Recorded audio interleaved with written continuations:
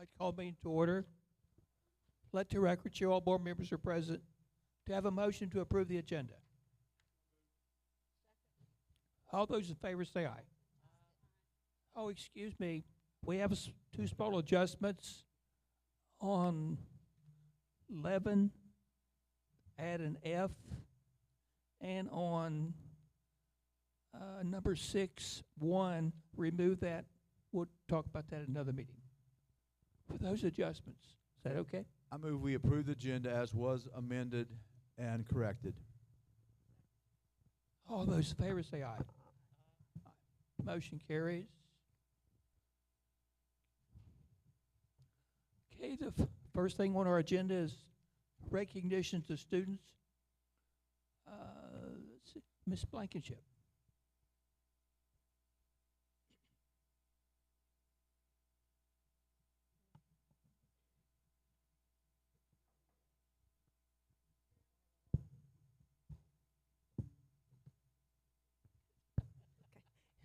Good afternoon, President Ford, Superintendent Dr. Starcher, and board members.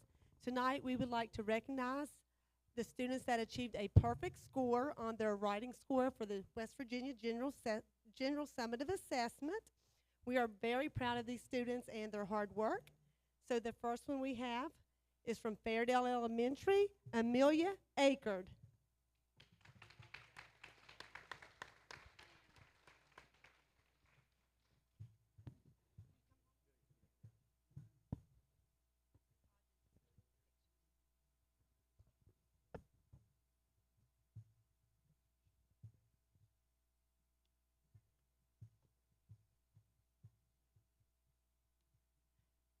From Fairdale Elementary with a perfect 10 score for writing, Neely Gosnell.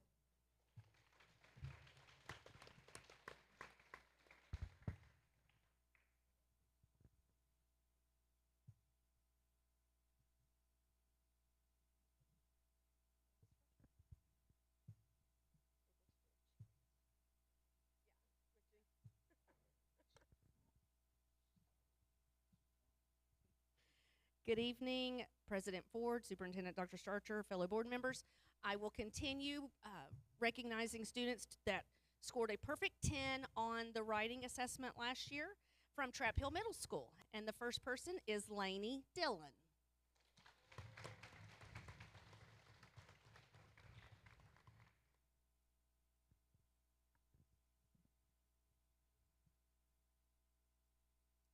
Next, from Trap Hill Middle School, Jason Farrell.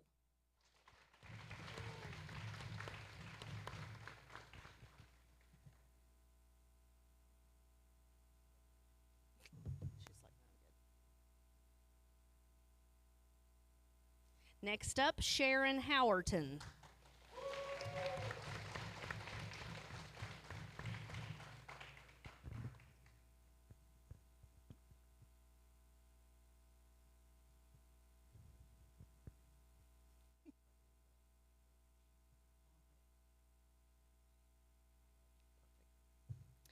Bowen Hutchinson.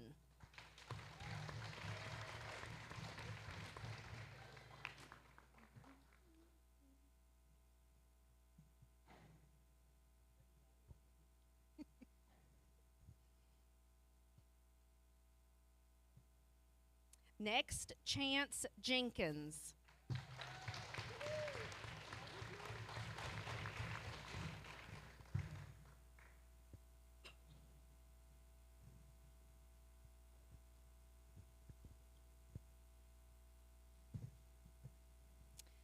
Adriana Lamone.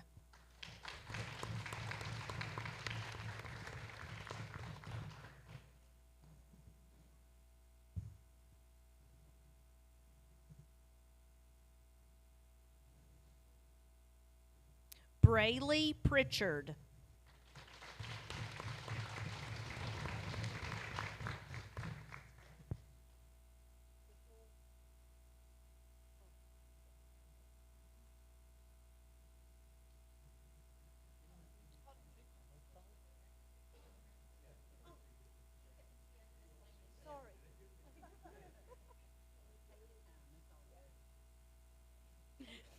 Aaron Snuffer.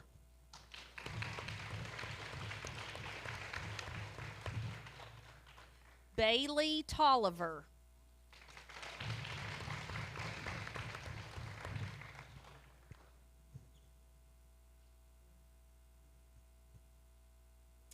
Kara Williams.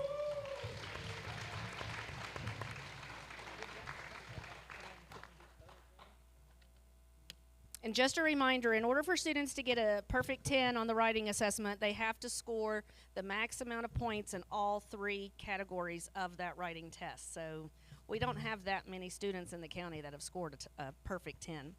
Our last perfect 10 from Trap Hill Middle School, Asher Worley.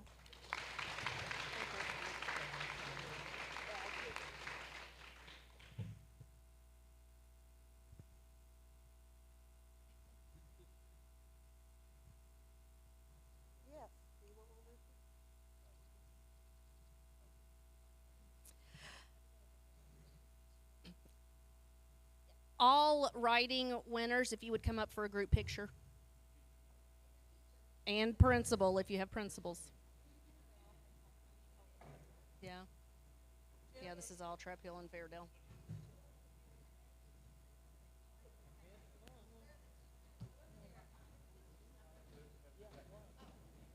Maybe like, I don't know. Yeah, right over here. Let's come over here, right?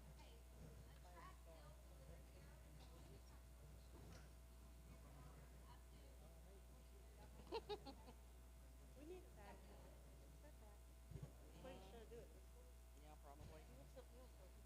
Yeah, I've got 2 more. AP.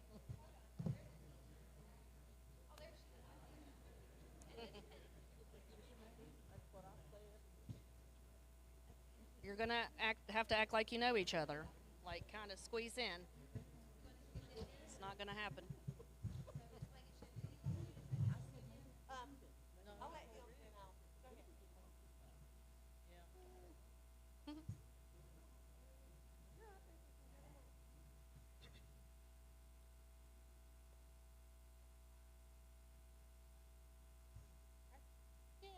Congratulations. All right, Fairdale.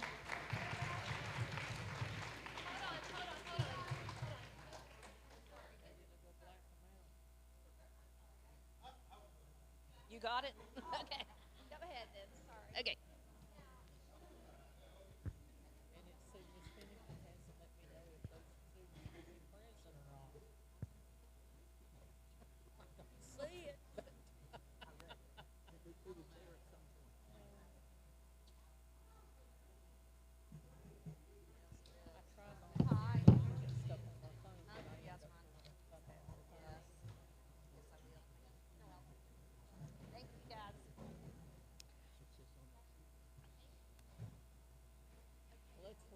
AP. I will now present, I have 2 students this evening that scored a perfect 5 on their advanced placement test last school year.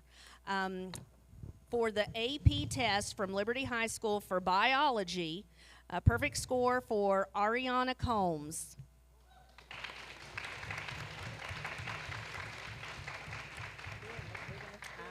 No, I don't think so. I didn't think I saw her. Come on, Miss Bailey. Miss Bailey's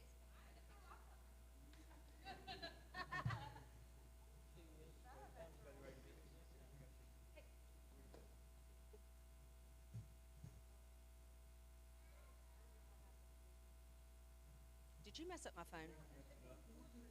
Oh, wait. Well, portrait's good. I mean, you can do either just slide it over to photo. You act like you don't have an iPhone.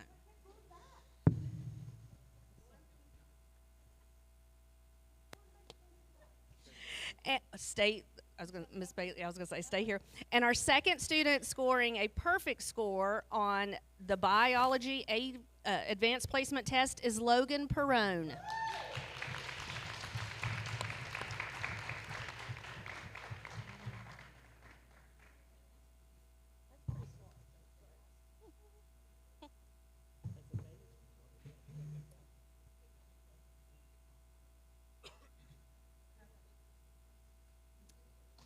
Congratulations. Oh, this one's good.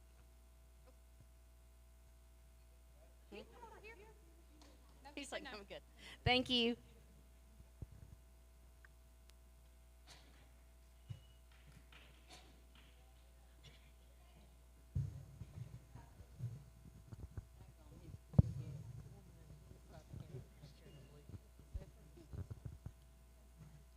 Okay, congratulations to all the perfect 10s and 5s.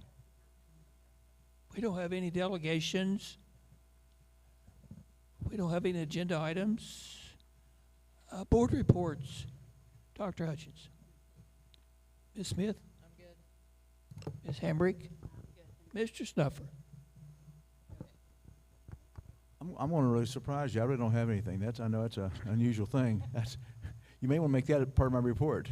But no, it's make been a a note of that. good week, and we're glad to have everybody here tonight. I don't have anything, Dr. Starcher. I'll keep it short then, but I would like to announce that we have recently finished the first 9 weeks. We had 1,643 students with perfect attendance, and that's an increase of 185 from last year at this time. Last year we had 1,458. So congratulations to our students and our schools. That's all at this point. Thank you. Okay, thank you. Mr. Darcher, for you, hang on. How was the needs project? How did that go with the needs project in Charleston? The needs project. I'm sorry, it's hard to hear you, I know. So last Monday, Mr. Ford, Mr. Butcher, and I attended the School Building Authority interview day. I believe it went well. We had 10 minutes to present the project, so that's not a lot of time, obviously, but I believe it went well. We had a couple of questions following the presentation, and then Mr. Neptune, the executive director, he made some comments regarding the project and the safety perspective particularly, and then another one of the authority members addressed that safety piece as well. So I think it went pretty well. We'll know December 15th unless the School Building Authority would change that date. But that's about 5 weeks from today maybe. So we have our fingers crossed and are very hopeful. I will say that should we receive the needs project, our goal is to get out to bid early February, late January, early February. There will be some paperwork that we have to do and approvals we have to receive, but we're ready. Just little odds and ends to tidy up, but we'd be ready to go out to bid early February. Thank you. Okay, moving right along. High school PSAT data, Ms. Hodges.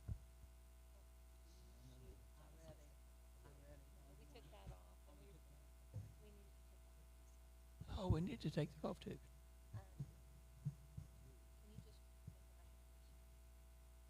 Yeah, I recommend that we take off number 2 at this time. Need a motion for that. We need a motion. We need a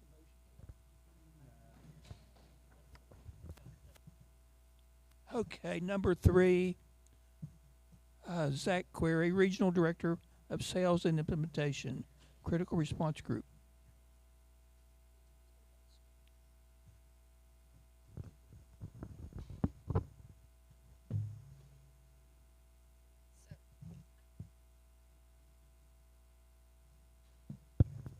Board members, Zach Query, he is with Critical Response Group.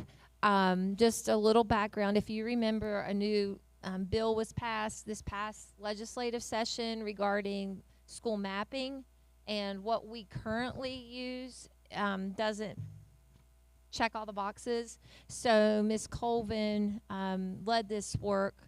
Ms. Colvin, Mr. Dillon, and a couple others worked to review the submissions and then interviewed, I believe, 3 companies. And then they're recommending critical response group to you this evening. So Zach Query, who's the regional director, he had another commitment already scheduled this evening. So we said that if he could do this virtually, that would work for us. But we wanted to get this to you before you tonight so that we can move forward with this project. So Ms. Colvin, is Mr. Query ready to go? Okay, thank you. Go ahead. Awesome. Can you guys hear me okay? No, not yet. Okay, try again. Can you guys hear me okay? No. Try again, Zach. Test, test. Can you hear me?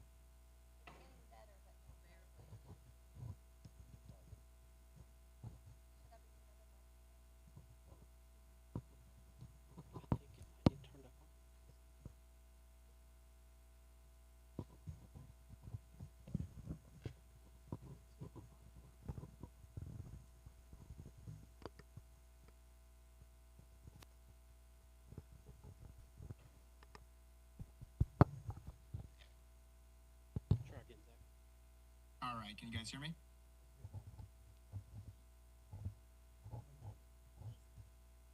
Okay, go ahead, Zach. Can you guys hear me now? Talk as loud as I can. Okay. Can you guys get me okay?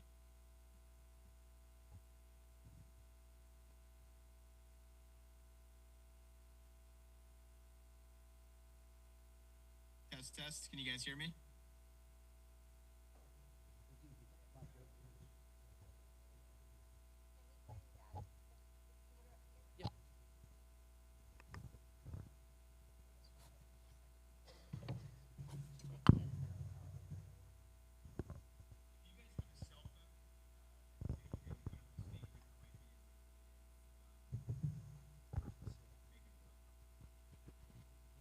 Try talking now.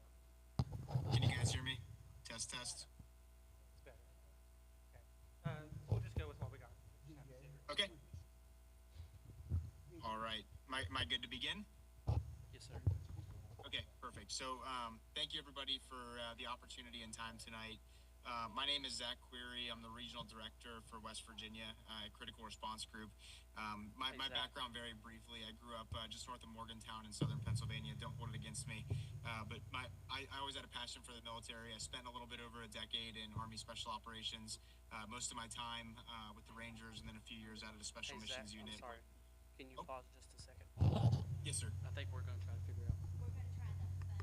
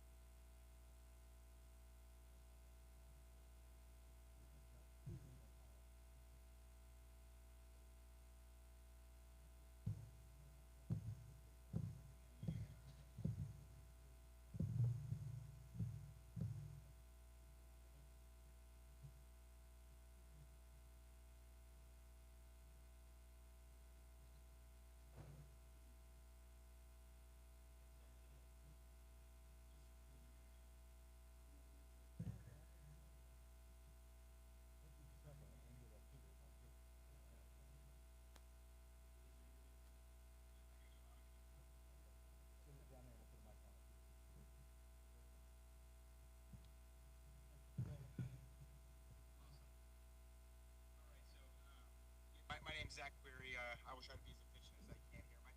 I'm the regional director for West Virginia at an organization called Critical Response Group. My background, very briefly, I grew up just north of Morgantown in southern Pennsylvania. I always had a passion for the military. I spent a little bit over a decade in Army Special Operations, where I was introduced to a mapping technique. The technique was really the foundation of how we planned, but more importantly, it's how we communicated in unfamiliar locations around the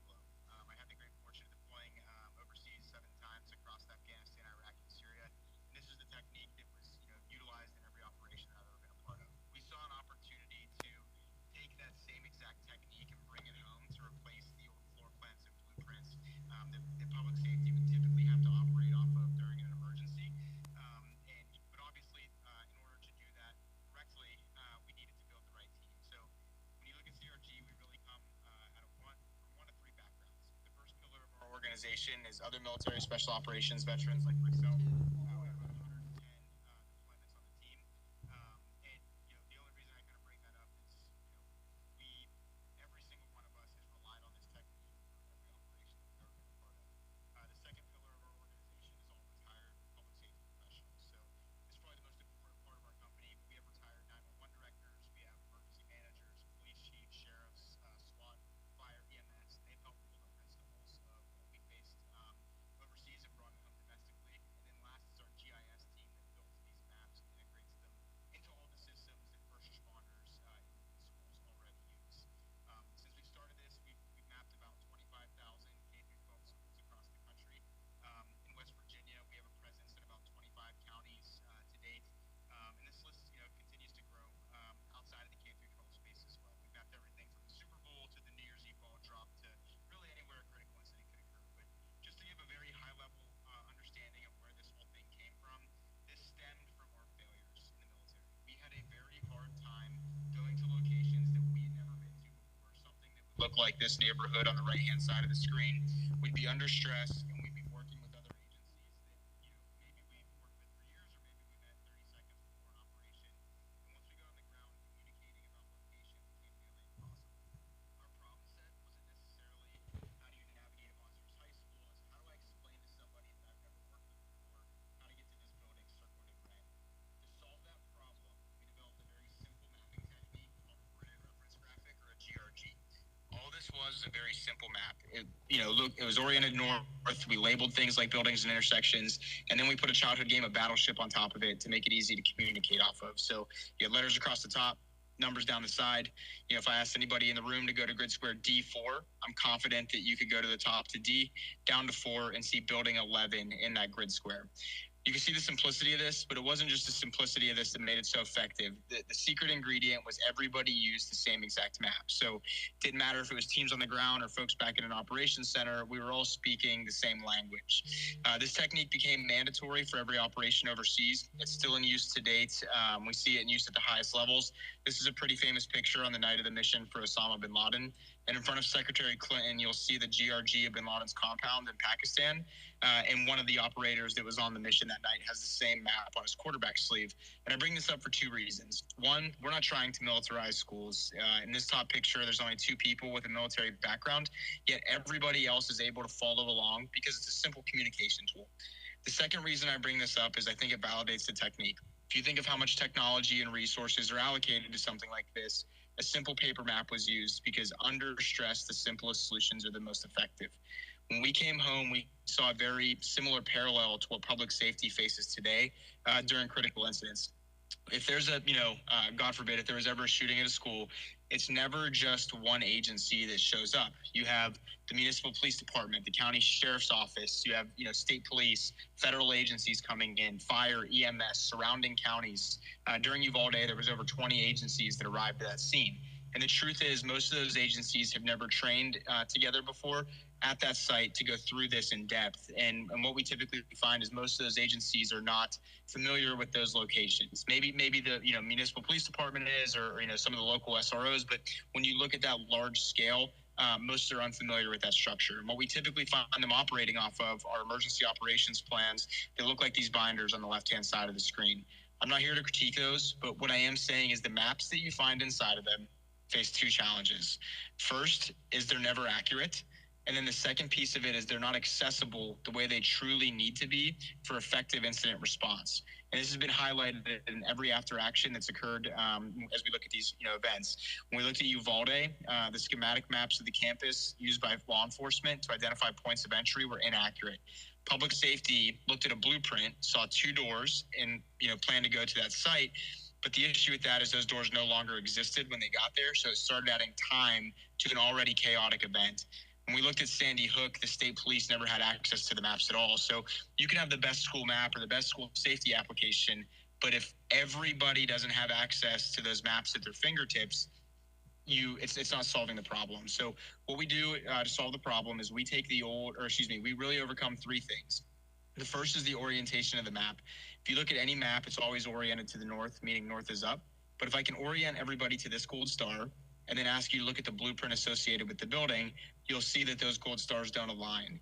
This is because school floor plans are oriented in what's called Plan North or Project North, which is arbitrary. What that means is every school map across the county and really across the country is rotated in a different direction to whatever looked best on this piece of paper for an architect, which leads to confusion.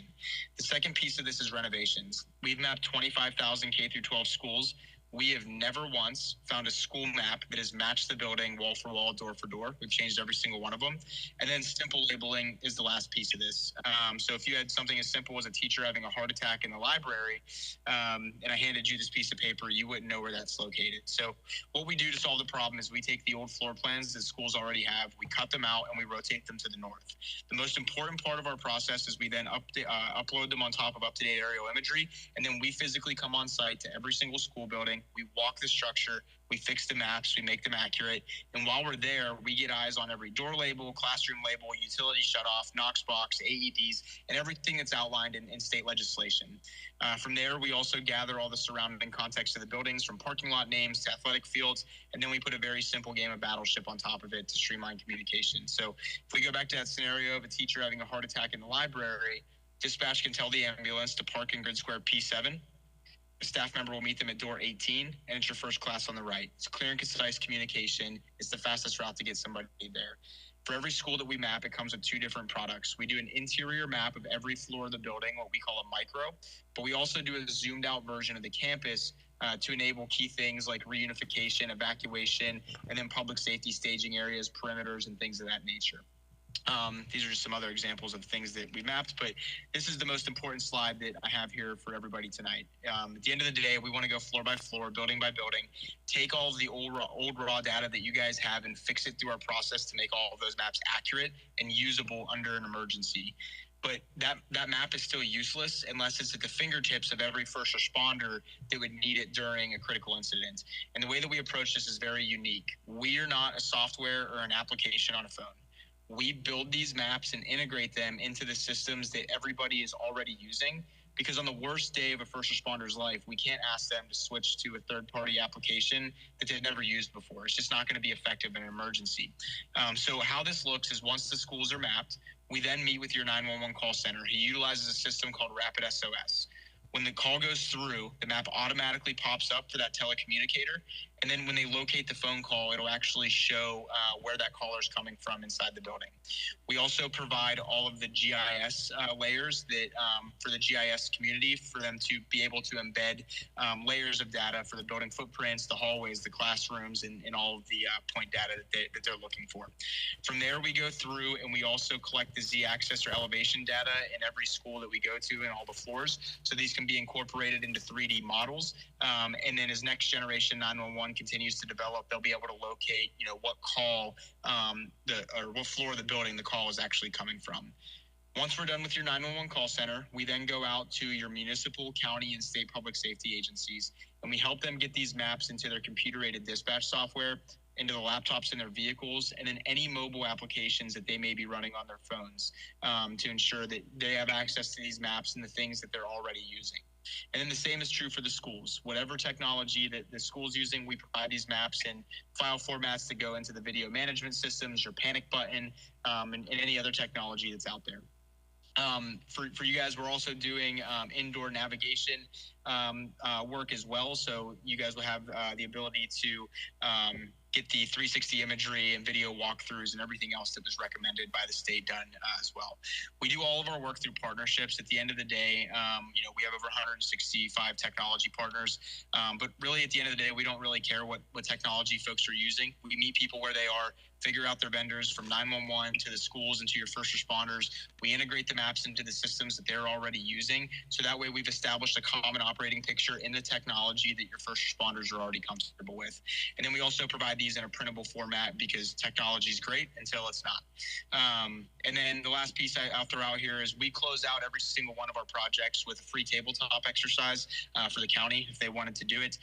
This is all based off of the same rehearsal technique that we used in the military, but essentially we print out the maps, we bring in your school staff, we bring in your first responders, and we work through an active threat scenario on top of these maps to really, get everybody on the same page and help find any gaps in the plan that may be out there.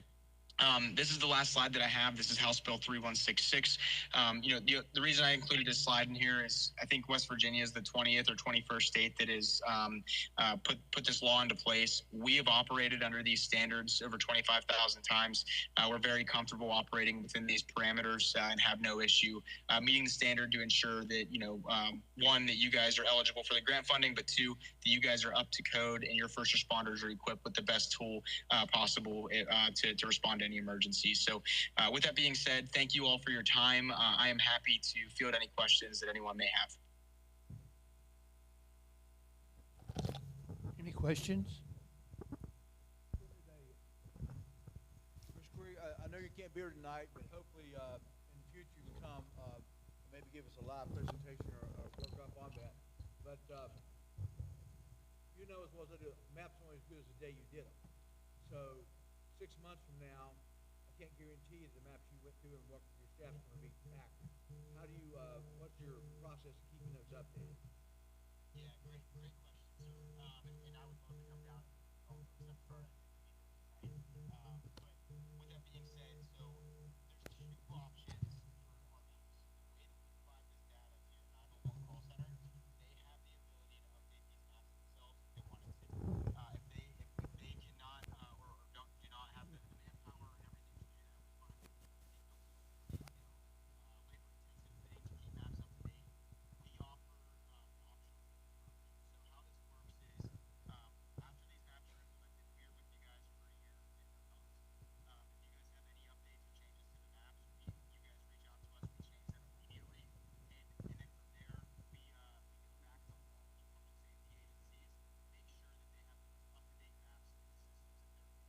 in the systems that they're using. The reason we handle the changes on our end is twofold. One, if a map gets changed and it doesn't get reintegrated back into the public safety properly, you run the risk of multiple public safety agencies using different maps, and then that leads to a liability issue and confusion during the event. So we take care of that on our end.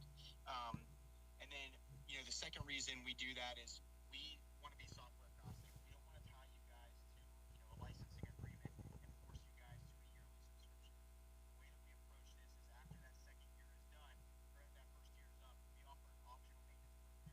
So if your 911 center doesn't want to, maintain it, and you guys wanted us to maintain that for you guys, we offer an optional maintenance book program. It's about $500 or so per suite, and that's unlimited updates to the maps. They're near real-time updates, near real-time reintegration back into all those public safety systems to ensure that we're taking care of that for you guys. So that's kind of how we approach that on our end, sir. If that answers your question. Very helpful, thank you.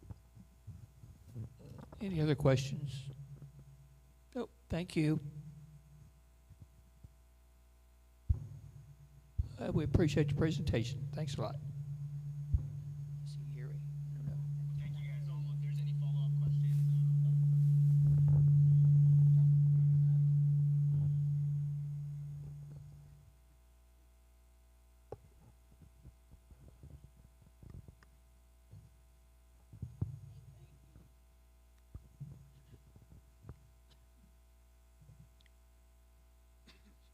We have no unfinished business. Policies and procedures. Consent items A, B, C, D, and E. Is there any objection to approving all those together? I move that we approve the consent items as were submitted to us. All those in favor say aye. Aye. Motion carries. Have no new business.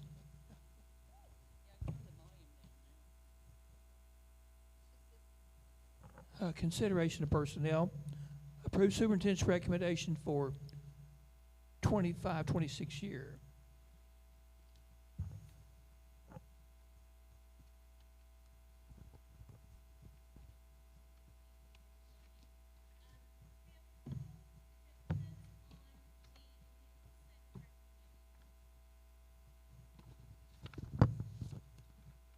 We have a couple adjustments to the initial set of recommendations that were sent. On page 1, Mary Strunk was incorrectly identified. That should reflect autism teacher. And then on page 2, you will see Tracy Barker, Shayna Benefield, Taylor Blankenship, and Christina Shade were put in an incorrect section on the record, the previous record, so they were just relocated to the correct section.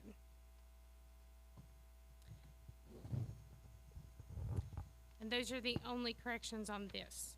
Would you like for me to go over the ones for the addendum, even though it's line item F?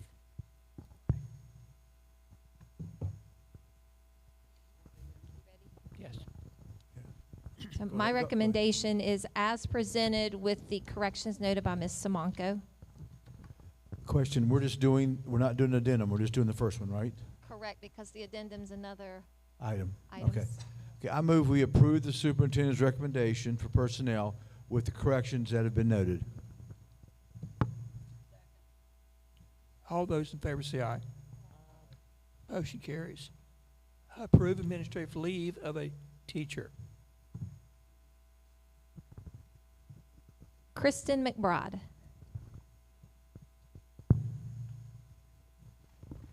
Do I have a motion to approve administrative leave for Ms. McBride? So moved. Motion's been moved and seconded. All those in favor say aye.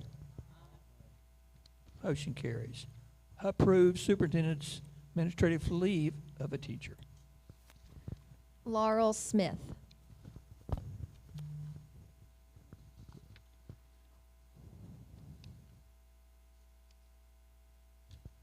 Do we have a motion? Which one? we- So moved. Smith.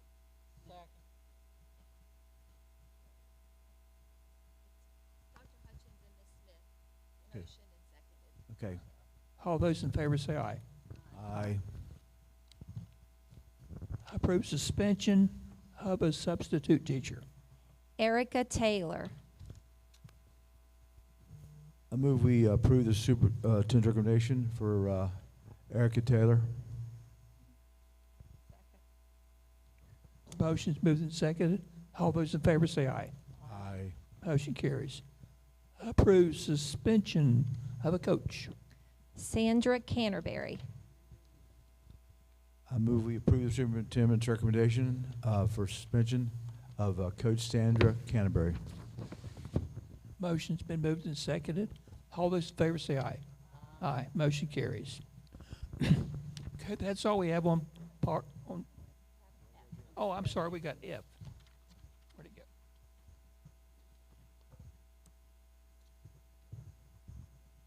Approve superintendent's additional recommendations for 24-25 year. Good evening again. On page 1, we only have one adjustment there. At secondary teachers, A, Elizabeth Martin should read Elizabeth Martin hyphen Atkins. Atkins. That it? My recommendation is as presented with the correction noted by Ms. Samanko. I move we approve the superintendent's recommendation as was submitted with the corrections noted. All those in favor say aye. Aye. Motion carries. Okay, we're now going to take a brief intermission, and at 5:30 we'll have the LSIC meeting.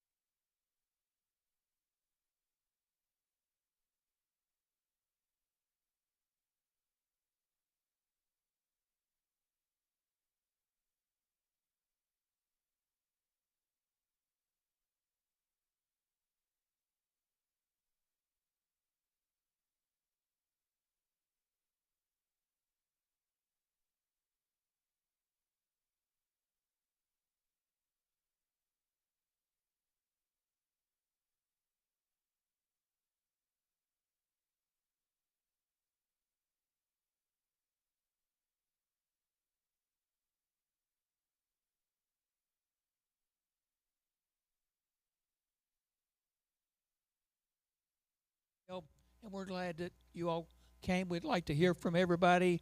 We do appreciate you coming out tonight. And the first thing we want to do is let Mr. Dillon have the mic. Thank you, President Ford. Before I start, Miss Carla, Miss Daniel asked me to remind all LSIC team members before you leave tonight, make sure you sign in on your appropriate list so we know that you were here, if you'll do that for us. But President Ford, board members, Dr.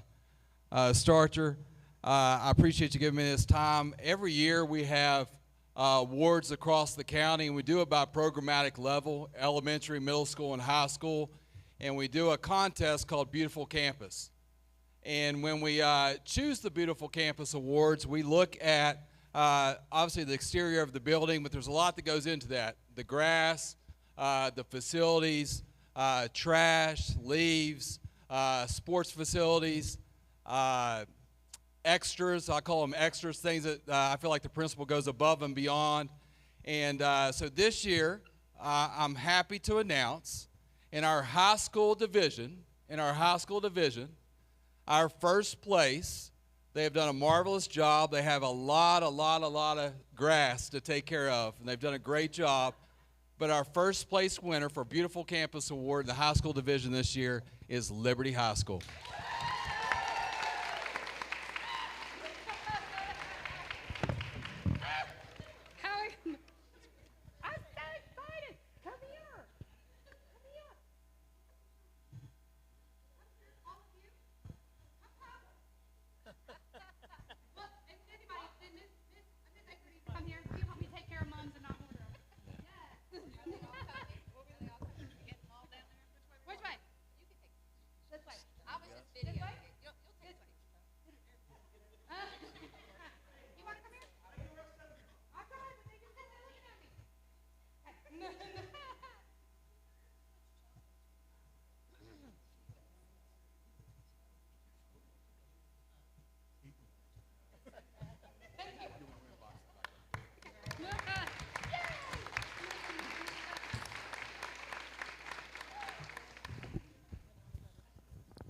Congratulations. Yeah, I'm not sure where I asked Mr. Snuffer. Is this the first time you think Liberty's ever won that?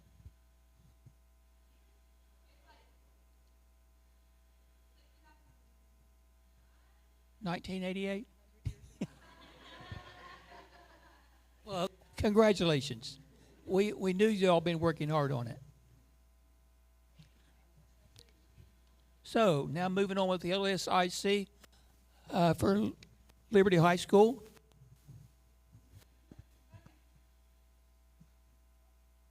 Yeah, first thing, just tell us who your people are with you. Right.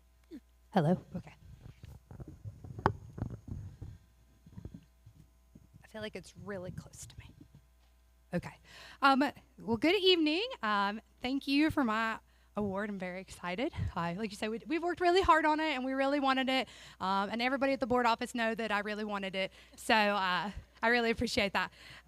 With me tonight, for teacher representation, I have Miss Trish Williams, then Miss Lindsay Akerd. Service personnel, I have Miss Shawnette Cole and Miss Becky Vance. For parent representation, I have Miss Michelle Hartshorn and Mr. Jamie Holstein. And then for members at large, I have Beth Talley, Mr. Ben Worley, and Mr. Daniel Hall. And for my student representation, I have Miss Emma Hartshorn. So,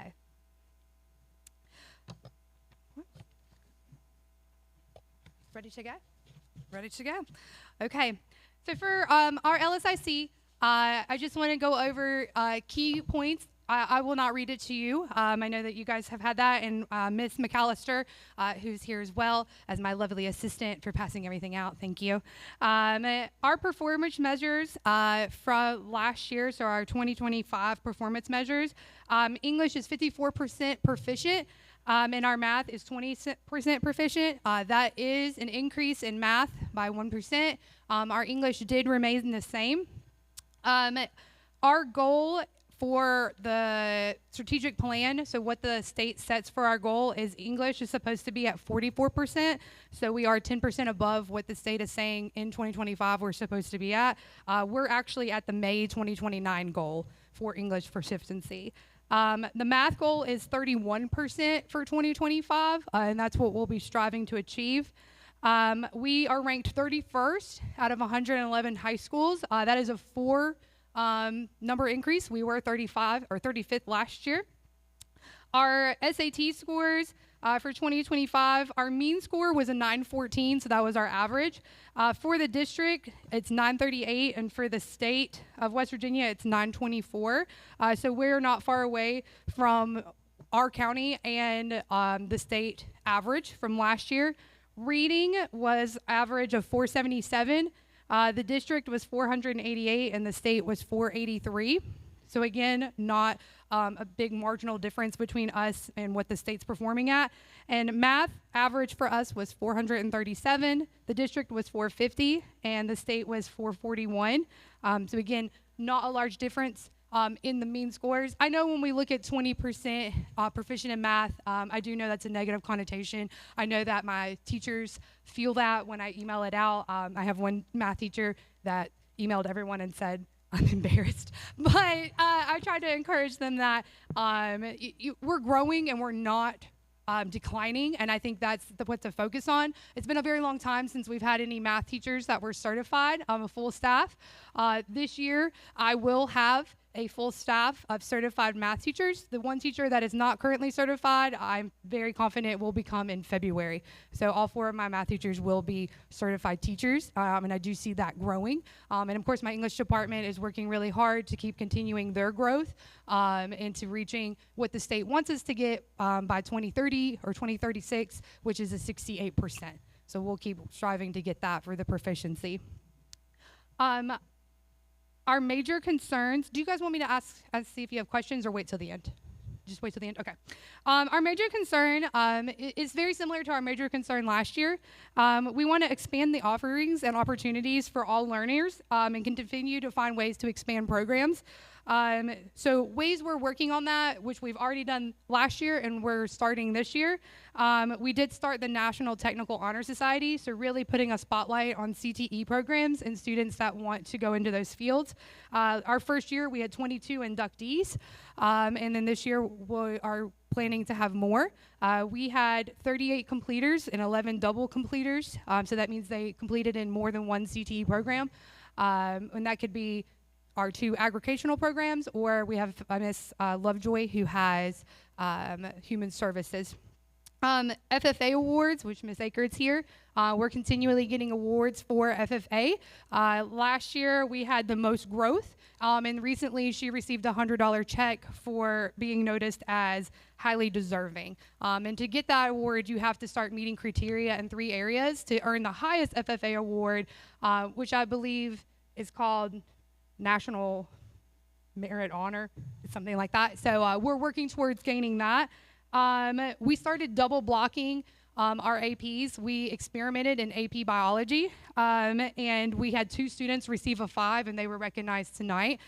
So we are experimenting with that to see if that can boost our AP scores. We did have one student, he was here, he'll be at your next board meeting. He got 2nd place in math field day, but he actually wanted to take an AP exam on his own in music theory and scored a 4. So we don't even teach that. And so now that I know that's an option, we want to start offering that to other students, like even though we don't have maybe that AP class, if they feel confident enough to do it, then we would like to pay for them to take it. So he did get a 4 in music theory. And if I know we're not probably really familiar with that, he had to listen to music and write out notes. Like it's not paper pencil. We had to actually buy a thing that took CDs and play CDs for him so he could take that exam. So we're really proud, and that was Jacob Tolliver. And so I was really proud of him. And like I said, 2nd in math field day. Other ways that we're trying to fix or address our major concern, we do something at Liberty High School called flex scheduling. And flex scheduling is we do that 3 days a week. It's 30 minutes a day, and students get to choose what they want to learn for that day. And I think it's really expanding the students' opportunities to learn about new programs or study. One of my teachers is actually certified in the mines, so he has his HAT certifications. Don't judge me, I don't know all of the names for those, but he is actually going to start doing a flex where he's going to help students study to be able to pass that exam, because we have a big need of kids needing to know exactly what's covered. Other flexes we have are kids are exploring archery. We study for math field day. We do AP help. Miss Akert is actually studying in her class for the competition in December. So we are trying to offer flex to kind of do more exploration and give kids opportunities to do classes that we don't necessarily have room for in our schedule. The other thing we're trying to do is improve communication and parent involvement. We did a parent survey, and parents prefer text message communication. So if there's parents in the building, you get a text from me at least once a week. So I text them a lot to let them know things that are going on in our building and opportunities. And we are planning on continuing parent events. We will have a parent pep rally February the 24th, where parents are invited to come in and make schedules with their students and sit down and actually be involved in the process. So we want to keep getting those people in there and kind of seeing what we need to offer and what the demand and need is for our kids. So I will get to the numbered list. In curriculum, my students loved Mastery Prep. They raved about that. Emma was in that. I know Emma told me that she really liked the Mastery Prep. I'm not fibbing, right? No, she liked it. So yeah, so Mastery Prep was really good. It was a preparation class for SAT, and a lot of kids came out of that feeling really ready and successful to take that class. They loved that instructor. She was really good. If we could get her back, please. Okay, she was very good. One thing I'm asking for in curriculum, what Ms. McAllister passed out to you, we have data for discipline. Across the county, discipline has gone up. I'm just requesting that maybe we do take a little time and research a social emotional curriculum or a friendship class. I don't know what you want to call this, but my discipline has increased because I do not think students understand how to communicate effectively, and I don't know if me and my staff are equipped to be able to assist them in that area. So this is in what Ms. McAllister passed out. It's on the back side. It's on the very back of the LSIC paperwork. My discipline is 25% up from last year. In August to September of last school year, I had 23 DRFs, and in August to September this year, I have 92. And I know we think they might be cell phone DRFs, but there's only 30 of those, so it's still 60. So I'm up 25% in that. And me and Ms. McAllister and our teachers really do believe it is the lack of being able to interact without a cell phone, and just, like I said, just looking at some curriculum to help us help them learn how to communicate with each other, not through a phone, okay? Development, for staff development, I basically built off of the curriculum ask. I'm just asking for training with social issues and just how to handle them properly, who to refer to, just giving some information to our staff to help us navigate, really essentially teaching people how to become friends. Oh, and what type of friends? So there's class friends, and there's real friends, and there's, you don't have to be friends. So I really think we need assistance in that area of knowing exactly what to do and what would be helpful. For personnel, I've brought this up before. I do know ACT has a building issue. I keep advocating for JRTC to please get put at ACT so my students can do this. I know at my school it's not possible for us to get a JRTC program. But I do think relocating it to where all 4 high schools could have JRTC would be really beneficial to our students. And also, my teachers brought up at LSIC that our AP offerings are low, and we just suggested that maybe there be some type of monetary incentive for AP teachers. I know we pay for them to take the AP test or in their time, but maybe in some type of boost if they were to teach AP classes, there might be more incentive to do it. So that was just something they would like me to bring up. I do see the benefit in it. If we're increasing our AP is to give them a little bit more of incentive because it is more work than a regular honors class. Okay. lastly is facilities. I have, not everybody, well, hopefully we all share, but I have pictures of my facilities because I am very, very grateful, very, very appreciative, and very, very proud of what our school is looking like. Our tennis courts were redone. So those of you that have it, you can see what they look like before and what they look like now. We chose the colors of the U.S. Open so our kids can feel like they are playing in the professional league. We've gotten new sidewalks. So the pictures in this one are out front. Our students previously did not have a sidewalk. They just had to walk through the mud. And out back, this is Miss Akerd's area where we now have an outdoor classroom for kids to be able to sit out there. And it was just grass, so we were tracking mud in and out. So the sidewalks were built. Ticket booth. I want you to know that I appreciate you guys putting work in, so I try to too. I got a $5,000 grant from T-Mobile, and we remodeled the ticket booth thanks to maintenance. So I'd like to thank Mr. Daniel. He did not charge me for labor, and they went in there and built that for me. It's got air conditioning, heat. Miss Williams is in there. We got new windows. It's nice. We got a new metal roof. Yes, it's beautiful. The auditorium was redone. So you see all this? You see this, y'all? Okay. I'm very thankful. The auditorium was redone. I got new carpet. I got new curtains. We got new auditorium doors. So we're really thankful for that. The kids love that, especially the band students. We're having our December concert on December the 16th, if you're interested in coming for our winter concert. The track has been redone. You can see again in the before pictures, we could not host a home track meet, and now we can. And it is beautiful. People talked about it all at our football games. We have handicap parking. This one's a little bit older, but I wanted to put that in there. We now have a place for handicap parking. Previously, if you had any type of handicap parking, you would have to park in the grass on the hill, and it was a little dangerous. So now it's paved. It's a paved parking lot for handicap parking, and that is at our softball, baseball, and football field. So we do appreciate that. And then lastly, this is my award. And like I said, I wanted you to know that I am trying. So at the top, I have pulled out all of the things. Like there were railroad ties, and there was old trees, and there was giant rocks. We don't know why. I don't know what the plan was with those. But we pulled all of those out. We spent $3,000 that we earned through concession. Me and the band students and a couple of teachers hand shoveled over 4 tons of gravel. Miss Akers' children came up and showed me how to run a tiller. Thank you. And we ran the tiller. We put out probably over 400 feet of edging. And we're not planning on stopping. We will decorate for Christmas if you would like to come up. So right now there's hay bales and pumpkins and mums. And we do plan to do Christmas and keep all of that going. So I've talked a lot. I know. I just want to say thank you. I want to thank you for all the upgrades. The only upgrade I'm asking for now, because I might as well, is new flooring. My flooring is very mismatched. It's yellowed. It's different colors. We have sinkholes from the old fountain. And everything we're doing outside, I would like to continue to move inside.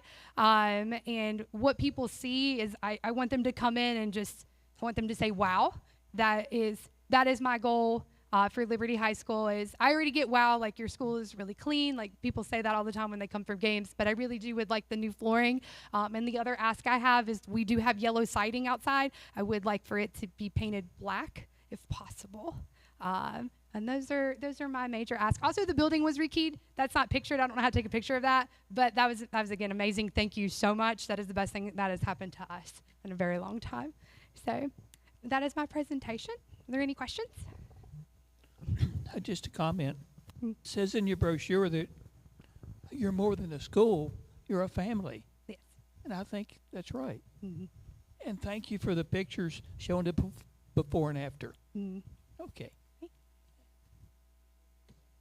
Jamie, I just wanted to say I'm really impressed to see all of your people here. Yeah. I mean, that's good. Yeah. It's nice. Mm-hmm. Only thing, I was going to go, you didn't put your new bleachers on there. I did not. Yeah. I'm getting new bleachers installed June 8th. Yeah. So thank you for that as well. Yeah. So that was the one. Yeah. Oh, and I got a new sign. I didn't take a picture of that either. Yeah, but I have a new marquee that works. Yeah, I was gonna and new say, panels. Yeah, I was watching that sign. I kept bugging them, and they did guarantee me they got that in. So Yeah. that was good. Yes. Yeah, a lot of good things going on there. I told the board back this summer. I went down one day when I was going down checking on the tennis courts, and there must have been 30 kids down there, out there shoveling gravel and taking the mulch and doing stuff like that. And during the summer, and I thought that was impressive. I mean, they didn't have to be there. It was their day, for them to do whatever. And that really impressed me. They were out there working on your campus. That was something you ought to be real proud of, that the kids came and did that. The other thing is, the FFA has accomplished a lot this year. Those guys have done a lot of different awards and things. I think you had, 2 or 3 state farmers? Yeah, so there again, another great accomplishment that didn't happen before. So those are all things to be good about. When I give compliments, I also give requirements. I would really like to see those test scores come up. I don't know what the whole answers on those are. Hopefully you guys are breaking down the data, looking at your stuff and your test, and to get those math scores and those reading scores and science scores up. I always tell people, 20% looks, okay, we're 20%, that's better than whatever. But that means 80% didn't get there. So that's not something we want to. It's something it's fact, but it's not something we're real proud of. So we just got to work on those things. And we're going to make a comment. It's kind of funny because Woodrow said they thought they had less discipline because of cell phones. You have more discipline because of cell phones. I don't think either one of them probably right, but that's. I think And it could be just bad years. You're right. It's a good thing. But I do think that you probably have all kids have some emotional problems now. It seems like kids, I don't know I'm not sure what it was from, COVID or the way we raise kids today or whatever, but they don't seem to handle their feelings very well. And they become aggressive with those. We have aggressive hearings for kids who act out, used to be in high school, now in grade school. So I would agree that we probably need some more software training, something to help kids deal with emotions.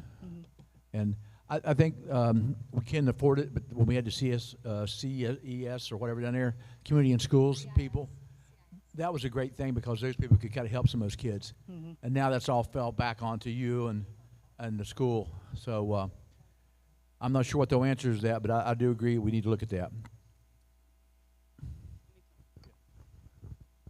What I like to hear, and it was really good that you are trying to help kids learn to communicate to each other. Our kids nowadays, they have a hard time looking you eye to eye, talking one-on-one. That's impressive too, Jamie. Thank you. I agree with that totally. Communication skills is lacking. Yes. And whether and it also comes forward when they go into the job market. Yes. Be able to interview, be able to look someone and talk, present themselves, and that's one of the things that a skill that we need to work on more and more. That's what. But, December 4th, we're actually having some people from tech come and interview with the kids that want to go to ACT, so they can practice before they come. So we do have that scheduled. So you're right, because they don't know how to shake hands or look you in the eye, and they really don't know how to communicate how they feel about anything, whether they're happy, sad, or angry. And that's really what we're seeing a lot of. Yep. Yeah, you have 3 kids in a room and they're going back with a big conversation, but it's all on their thumbs. It's all texting back and forth. They don't talk. So that's a skill that we need to develop. But overall, I did want to congratulate you, and the campus looks great. The school looks great. Hope we're going to maybe do a little update on your football field to make it a little brighter back. It's kind of faded a little bit. We'll work on that. But everything looks great. I couldn't believe how much the track changed stuff. I know. It really did. Well, and the black fence. Oh, we're getting a new fence too. I left that off. Thanks for that. So the fence around the football field is being black now? Yeah, we're going to get the rest of the fence. We got the rest of the fence coming, so we got that approved. So, yeah. So you'll see a big difference in that. There's a lot of good things happening. Thank you. Can I ask a quick question? Miss Bailey, with your curriculum request, when would you imagine using that? In links or at some other point in the day? English classes? What's your thought? My thought is links or advisory. We call it advisory at Liberty, which is that 30-minute period. We do it every day. I know some schools maybe do it once a week, but we do it every day. But it goes past that, because I think it's not necessarily like I want to do it just in that 30 minutes. That's why the personnel part, where I would like teachers to be more trained and more involved, is in the classroom when it's happening, like teachers knowing how to properly de-escalate a situation, or, you know, be able to help a kid to talk when they're mad. Because I think if we can start, no matter if it's, I don't think it really works if you're just looking at a kid and be like, let's talk about how when we're mad, what can we do? I think that's good, but I also think the staff part of it is a big component to them understanding how to do that, and really learning from somebody that knows how to do that. That's what I think we need and we're lacking, is some type of expert in that field of what are really good strategies I can use in my classroom to do this. Because we do have PBIS, like we do have the reward system and the warning system, but we really don't have a good foundation of how do I teach students to communicate properly. Like, I have my way and Miss McAllister has her way, but I know somebody out there has a good universal way for us to do that, and that's what I feel like we're lacking in education. Okay, thank you. Mm-hmm. Anybody else?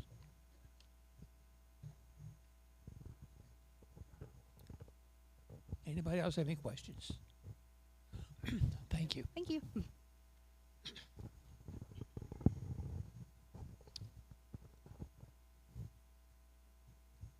So next on our agenda is Trap Hill Middle School. Yeah, they don't have to stay.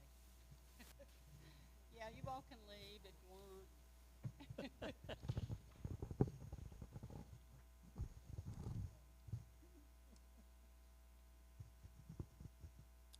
Good evening, everyone. Just trying to scoot that back and see if it's a little bit better.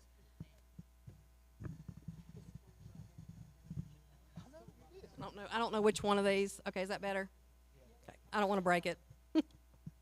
I may not actually need it. Okay, good evening, directors and Dr. Starcher and board members. Happy to be here on this first snowy evening we've got going on. I'd like to recognize my members. We have Assistant Principal Tim Teetle. Amy Bauer is one of our teacher representatives. Krista Chappell, as well as Anna Stover. Russell Quartz, one of my custodians, is service personnel. Suanna Petrie is another. She's one of my bus drivers. Parents, I have Jamie Holstein and Brittany Paetzel. My at-large, Leanna Burnett and Kim Cantley and Mary Nelson. My student representative is Asher Worley, and I also have as an observer Lisa Brown. Performance measures on the summative. We came up in all three categories over last year. 2024 math was 40. This past year we were 44 overall. 47 for ELA reading. Last year we were 53. And then science came up to 25 from 17. Our major concern is attendance, and how we plan to address that is we have our teachers contact our students as well as an attendance team on every grade level, which leads into SAP meetings for the continued absences for whatever the reasons, not just unexcused. Mr. Teetle takes care of our meaningful contact for our unexcused absences, and he's made several already, as has our attendance team. We have changed our announced incentives to unannounced so that they never know when they're going to be, and they can't miss because they chose not to be there. And our first one went really well. It was a Halloween dance. So the only way they were eliminated is they had failing grades or lunch detentions or a DRF resulting in school or out of school. So we didn't have very many to miss for that. We are continuing our Wildcat letter fill-ins for advisories. We have several 6th grade advisories that are in competition. They are working on their 4th fill-in. And what that means is every day that they're present in advisory, the whole group, they get to fill in a letter. And then once they fill in all 8, they get to choose a special reward. I also started a staff Wildcat letter fill-in. If we are all present, then we get to fill in a letter. Admin will take care of that reward, so any donations for that are appreciated. They've already asked me what they're going to get. We just started that for second 9 weeks, and we've got 2 letters filled in. I cost them 4 days. I got sick. Monthly perfect attendance names are written on Wildcat cutouts, and those go on the lockers. So we've done August and September combined, and then October, and they start and they go all the way down the lockers. Teachers have those as well on their doors. So we continued that. Also, we have a stuffed Wildcat. Whichever grade is in the lead on the ADA, then they get the Wildcat. Last year, we had a competition to name him. He was Jason 2.0. So this year, we will have another competition on naming the Wildcat. So we have some continuation and some new trying to address our attendance. What you guys can do to assist, curriculum, we just need completion of the adjustable desks in the classrooms, and my content teachers would like Promethean boards. I have several that have come up to me from elementary. They no longer wish to return, but they would like to bring some of the things with them, and Promethean boards would be that, and they are wonderful. They were telling me all about them. Very interactive and hands-on, provide for collaboration. They transform they even gave me a little thing to describe them. They transform a traditional classroom into an interactive, student-centered environment by combining technology, collaboration, and engagement. They help middle school students develop critical thinking skills, retain knowledge better, and show measurable improvement in academic performance. I was not aware of these Promethean boards. I think I'm going to show my age a little bit, but the Raleigh Smart boards was the last that we had. So these sound much better as far as what they can do for my kids. Staff development just continued to give us the days at the beginning of school year. That was very much appreciated, that change. Personnel, I have none at the moment. And facilities, we have no new request, just completion on some previous ones. School's biggest accomplishments for the year, we came up 6 spots to 36 over all the state middle schools. Our summative math, ELA, and science all came up from last year, and we are very proud of how we compare with middle schools and the state for the county. Scoreboard math progress was blue for the 2nd year. We had no red on any of the ELA or math performance or progress. Discipline on the scorecard went to green from blue. Everyone is on board with our READY program. Trap Halloween saw over 1,000 students again this year. We hosted our first ever fall craft fair on Saturday, which was amazing. Elizabeth Bowyer spearheaded that, and she did an excellent job. We had 30 spaces. They all were rented out, and only 1 did not show. So we used that as a fundraiser and to get our community in, and they showed out. We had over 300 people to come through our doors, as well as our attendance department and Medicaid. We had 2 other community resources, but they canceled, so we're hoping to make that a little bit better next year with that. We have 2 students that are going to be representing Trap Hill at our math regionals. That's 1 7th grader and 1 8th grader. As you know, 11 of our students were acknowledged for perfect writing scores. Miss Meadows was here. She had 9. She had to leave, but she had 9 of the 11. 1 was the other 7th grade teacher, and then 1 was actually a long-term sub that was in 6th grade. So that was great. We are very proud of, Dr. Starcher had challenged us to try to get students, people to move into your area for your school. Well, my choir director, Lauren Hicks, wonderful choir director, she has now created a show choir. It's basically theater. So that will start on 2nd semester, and that's going to be a combination between the art class and her class. And once the roles are established, they're going to co-teach for a little while. Then once the roles are established, they will part and do set design and creation and then acting and so forth like that. So we're very excited about that. And they're going to have a performance. Also, we have a piano 2 class that's being offered by Lauren with a recital, as well as a guitar class 2, and they will also be joining the recital. So very excited about those classes. We finally have a career education teacher that is a true asset to the building. He has scheduled multiple guest speakers from the community showing kids that there's more out there than just the minimum wage jobs or holding no job at all. So very proud of that. And he's doing a lot of hands-on activities, engaging students and showing them exactly what can be out there. We are looking forward to our readathon that is going to be in conjunction with Dr. Seuss, and Miss Lisa Brown, our observer, is working to put that together.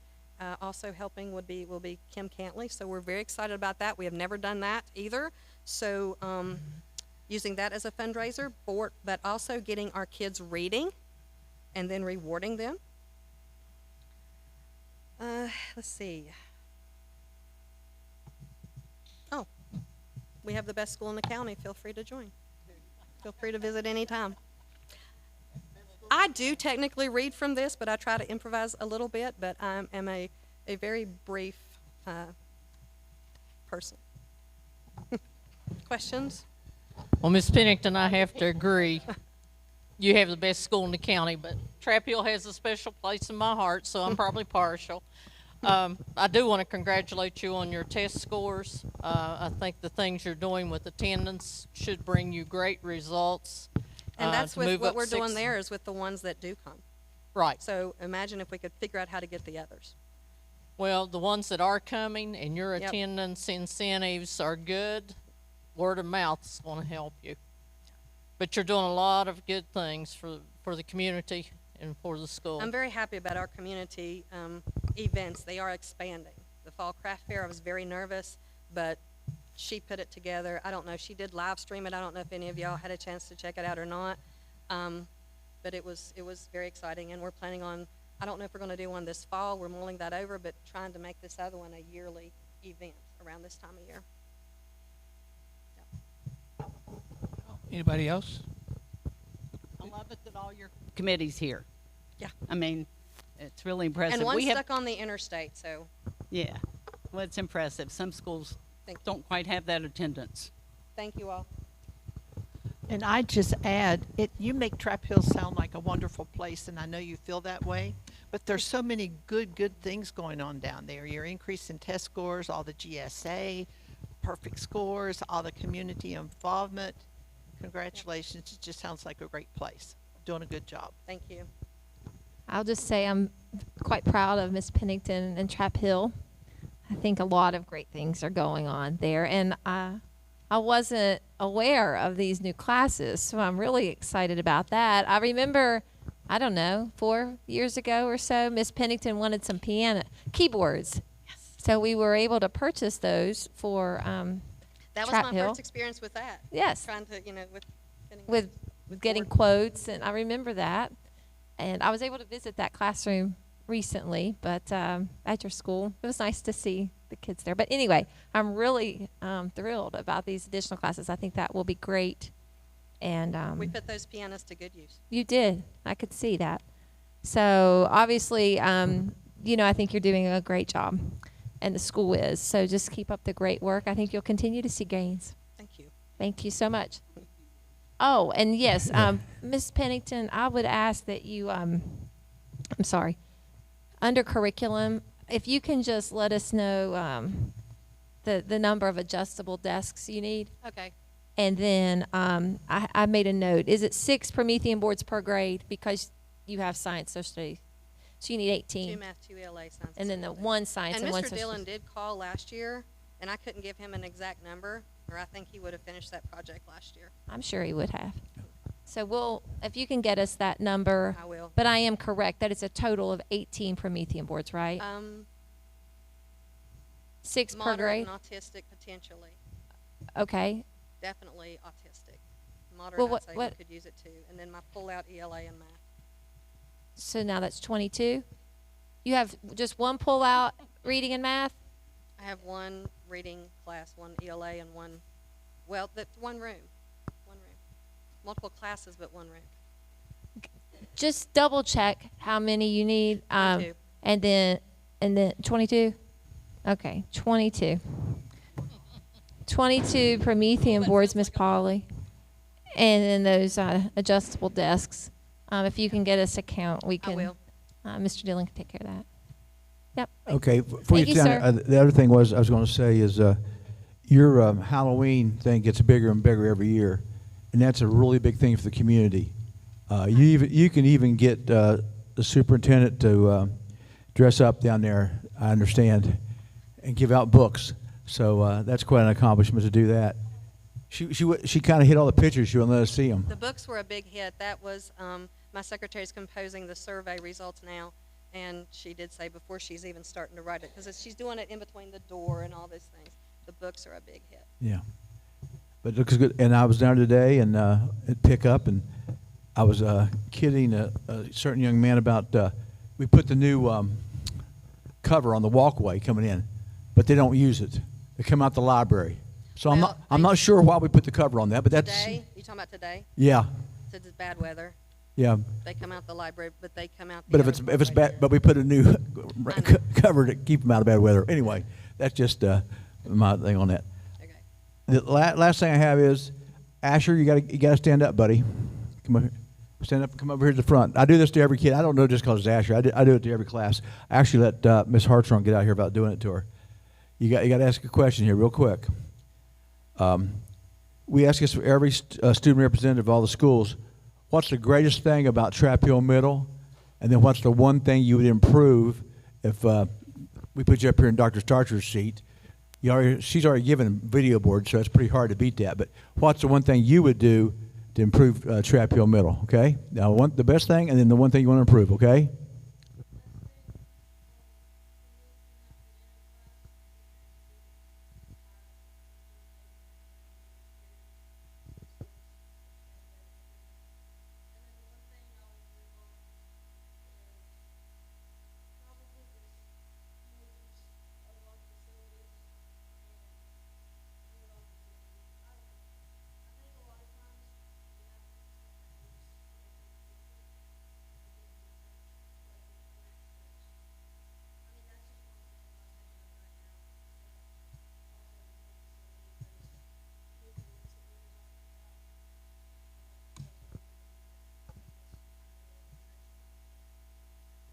I will say this, and just because he's in, I've seen this guitar and the music.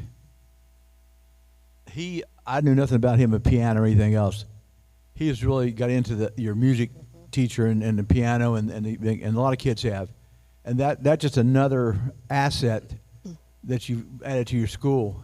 And for years you had, when Miss Smith, they had a choir, and the choir was great. And now to have that all coming back again, I think that'll really add something to your school and your school environment. Lauren has started, last year she started reaching out and going out and doing the tours again. This year she has 2 scheduled, so she's That's getting herself wonderful. out there. That's wonderful. Thanks, Asher. I'd put you in spot there. Thank you. Okay, thank you.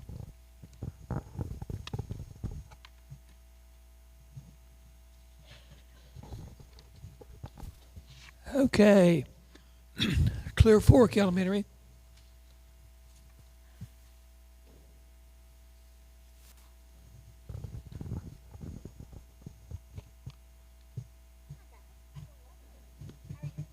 I'm great.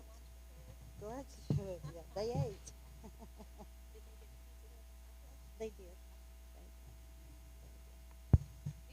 We had a presentation, but Fairdale didn't have a museum board movable for us to be able to use.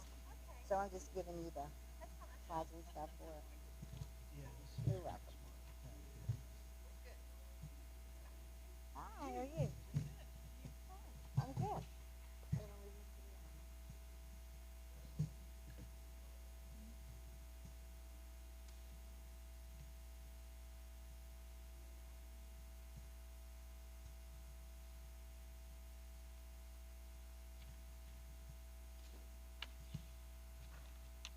God, I probably don't need this mic at all.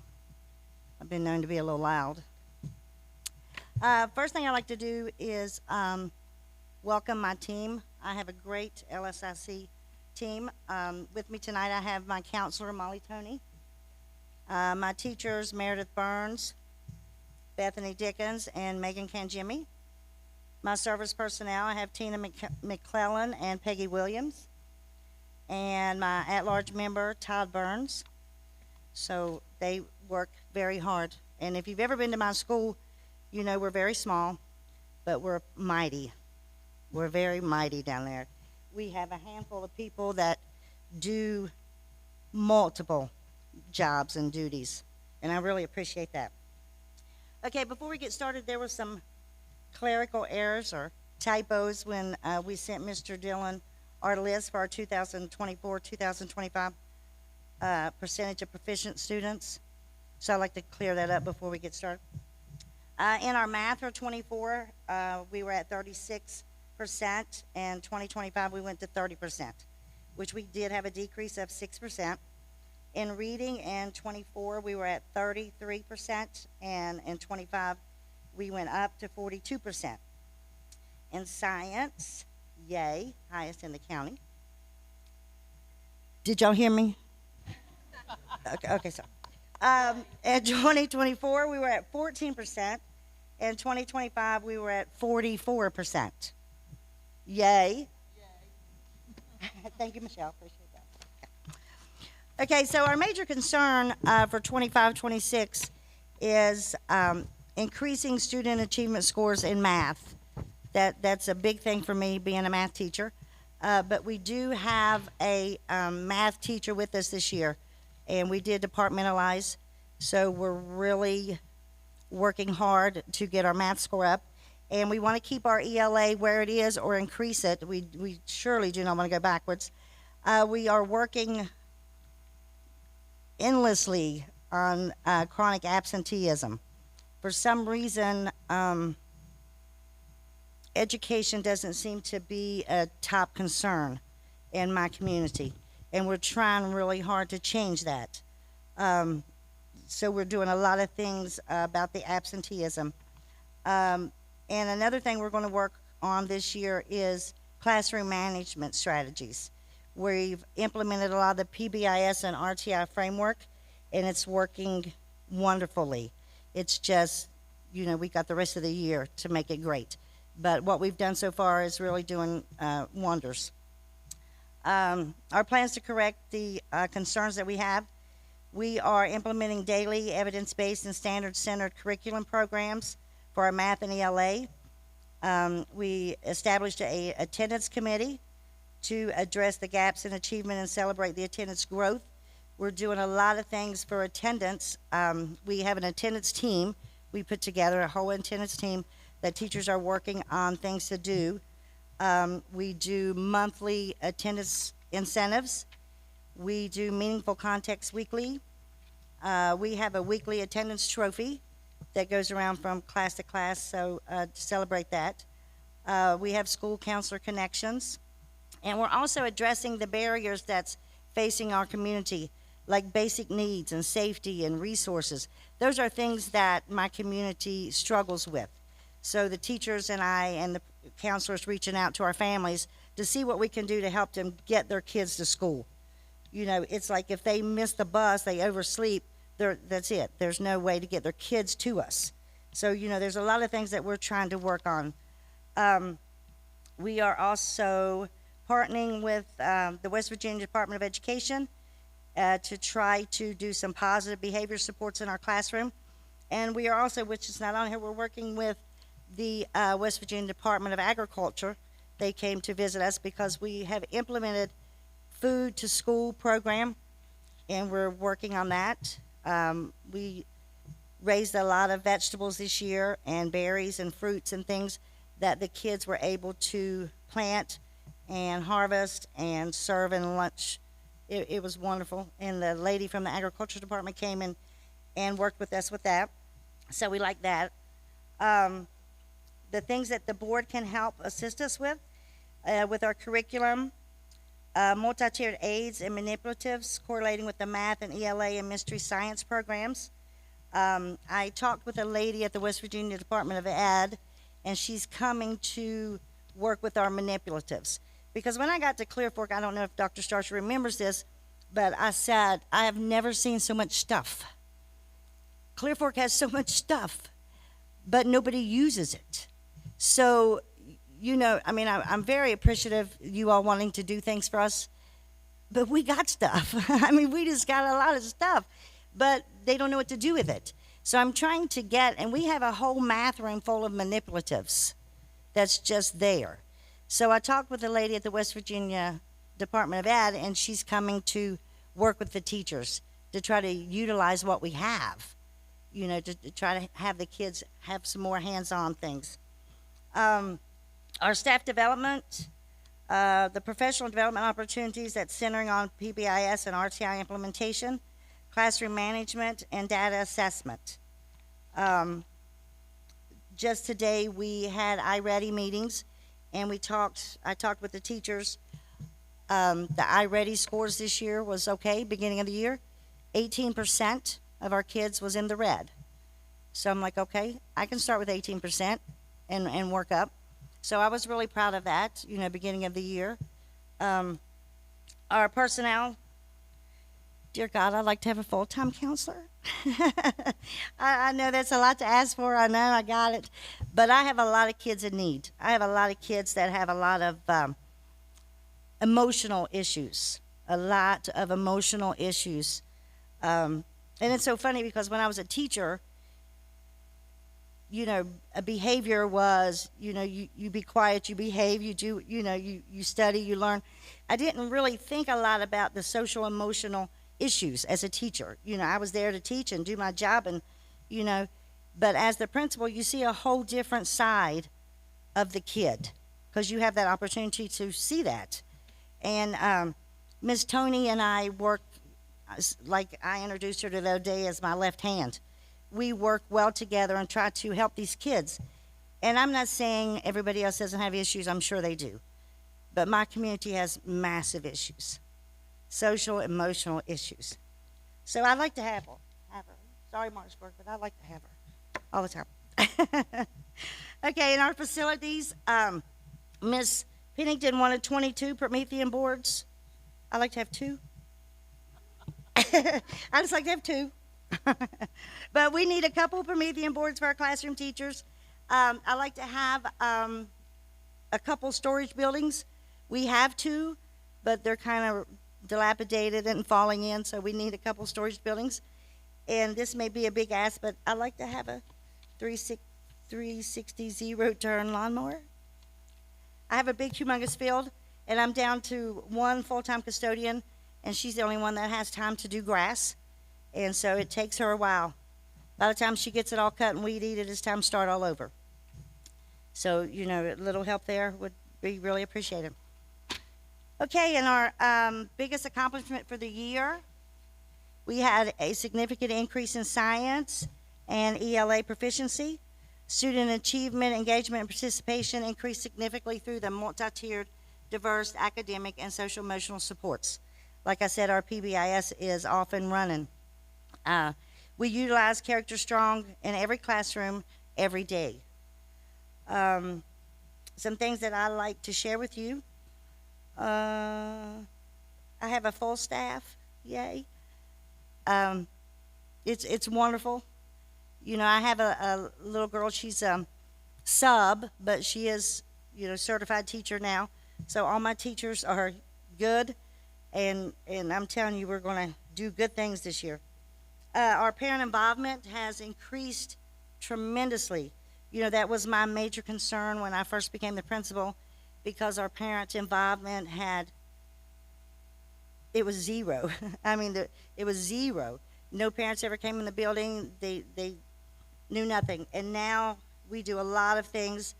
And like we just had a grandparent-parent luncheon, and we had over 120 parents and grandparents come in. It was lovely. It was lovely. We just did a Veterans Day program on Friday, and the gym was packed. That was good to see. We're doing a reading night and a math night. Our PTO this year is very active, which is helping us a lot. And I don't know, you know, and something else that we would like to have. We would like our projector fixed. I think I talked to CD a couple of times about it. We have a projector. We have a screen. It hasn't worked in a year and a half. There's an issue with a lift or something. I don't know. But we don't need a new one. We just like it fixed so we can use it. But I would like to thank you all very much for the parking lot. Our parking lot got paved this summer. It's fabulous. It looks fabulous. Thank you, Mr. Daniel, or whoever's in charge. Thank you. Appreciate it. We did get some new door locks on our doors.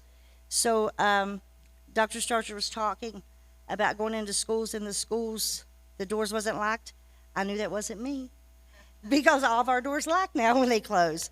Yeah, so that's wonderful. We got a new scoreboard for our gym. It looks great. We love it. And we're happy in Clear Fork. So that's all I have. Any questions? Nice job. Oh, thank you. Can I ask something or say something? I not to go into any real details during this meeting, but I do want to thank Ms. Carter for everything she's doing at Clear Fork to make sure we can operate there every day. Again, I don't want to go into lots of details, but I appreciate everything she's doing every day to keep us open at Clear Fork on a daily basis. And then I had, I thought I had a question for you. Oh, yes, with your storage buildings, you requested 2. Are you saying that the 2 that are there need removed and you would just like them replaced with 2 new ones, or Yes, that'd you be want great. 4 total? No, I don't think the 2, they're not usable, right, Tina? they're bad. It's hard to get the doors open, and it's kind of, yeah, we'd like 2 new ones, please. So you're just asking for 2 new ones and replace the ones that you have? Yes, Okay, I wanted to make sure I understood that. And we don't have a zero turn there? No. Ms. McClellan, we don't, no zero turn. You haven't had one, you're just asking for one? Don't listen to her. I'll teach her. It'll be all right.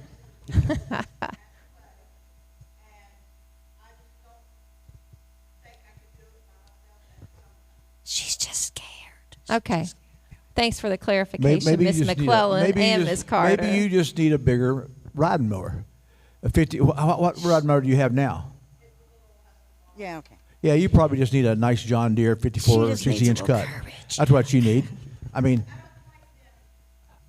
I was going to get zero turn too, but we have a pond right there, and I could see my wife in the pond, so I didn't get that. Yeah, yeah. See if she could do it. But no, I understand you just need a bigger mower to be able to do it quicker. That's what you need. We could do something, whatever. And then I have one last question. Okay. This projector that needs fixed? Yeah. Where's the projector? In the gym. It's in the ceiling in the gym, and we have a screen that comes down.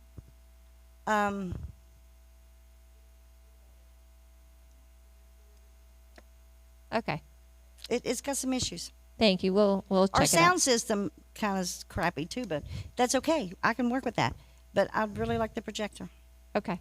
And I appreciate Dr. Starcher you thanking me for what I do. Absolutely. I mean, but I have a staff that's amazing.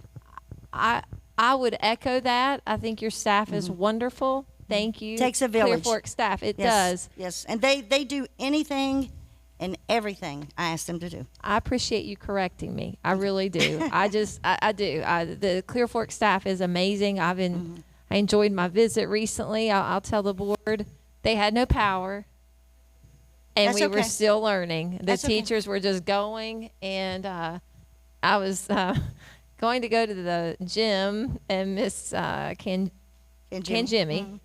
I was thinking it was a different. That's your married name. Can Jimmy's your married name. She's like, well, I can't be in there. I'm coming to this classroom to teach. But I mean, the staff and the students, they didn't miss a beat. So absolutely. Clear Fork's a wonderful little school and has a great staff, great students, and great principal, but I'm sincere. I really do appreciate all you're doing. Thank you. To keep us going there. Thank you I so got much. you. I know. How many long-term subs do you have? How many subs do you have? I mean, you said, is everybody going to be fully certified when the one sub gets certified? Is that correct? Yes, I have one sub in 3rd grade. Okay. And I think she finished off her testing and stuff. So you would be fully certified within the building then, right? Yes. Oh, that's great. Okay. And the only thing, we brought up, but we just had to make note of it too, that your test scores in math, but it seems like you have a plan to improve those. Yes, I do. And Even if I have to go in there every day, we have a plan. Yeah. Yeah. Get a plan there. And I congratulate you on your reading scores and improvement there, and continue those. Thank you. Don't let one year just be your blimp on it. Make sure you keep forward on that. Yeah, because I told him, I said, I'm not going to the board and telling them that we were a fluke. Yeah. It's not happening. Yeah. Yeah. So I'm saying that happens, and it does happen, and we have that lots of times here. So, congratulations on that. And I've been down there a couple times, the school and stuff, and it is a nice little school, and you guys do a good job. I think you guys could have been considered on the campus things. You guys take good care of that school. It looks really nice. Thank you. And I appreciate it. Thank you. Yeah, if you get a new Mario, it'd be easier, huh? I'm trying. She's fighting. You have a lot to be proud of. You all are doing Oh, thank you. a good job in the community. Test scores are coming up. I think we'll see improvement in your attendance. But you have a lot to be proud of. Thank you. Thank you. Thank you.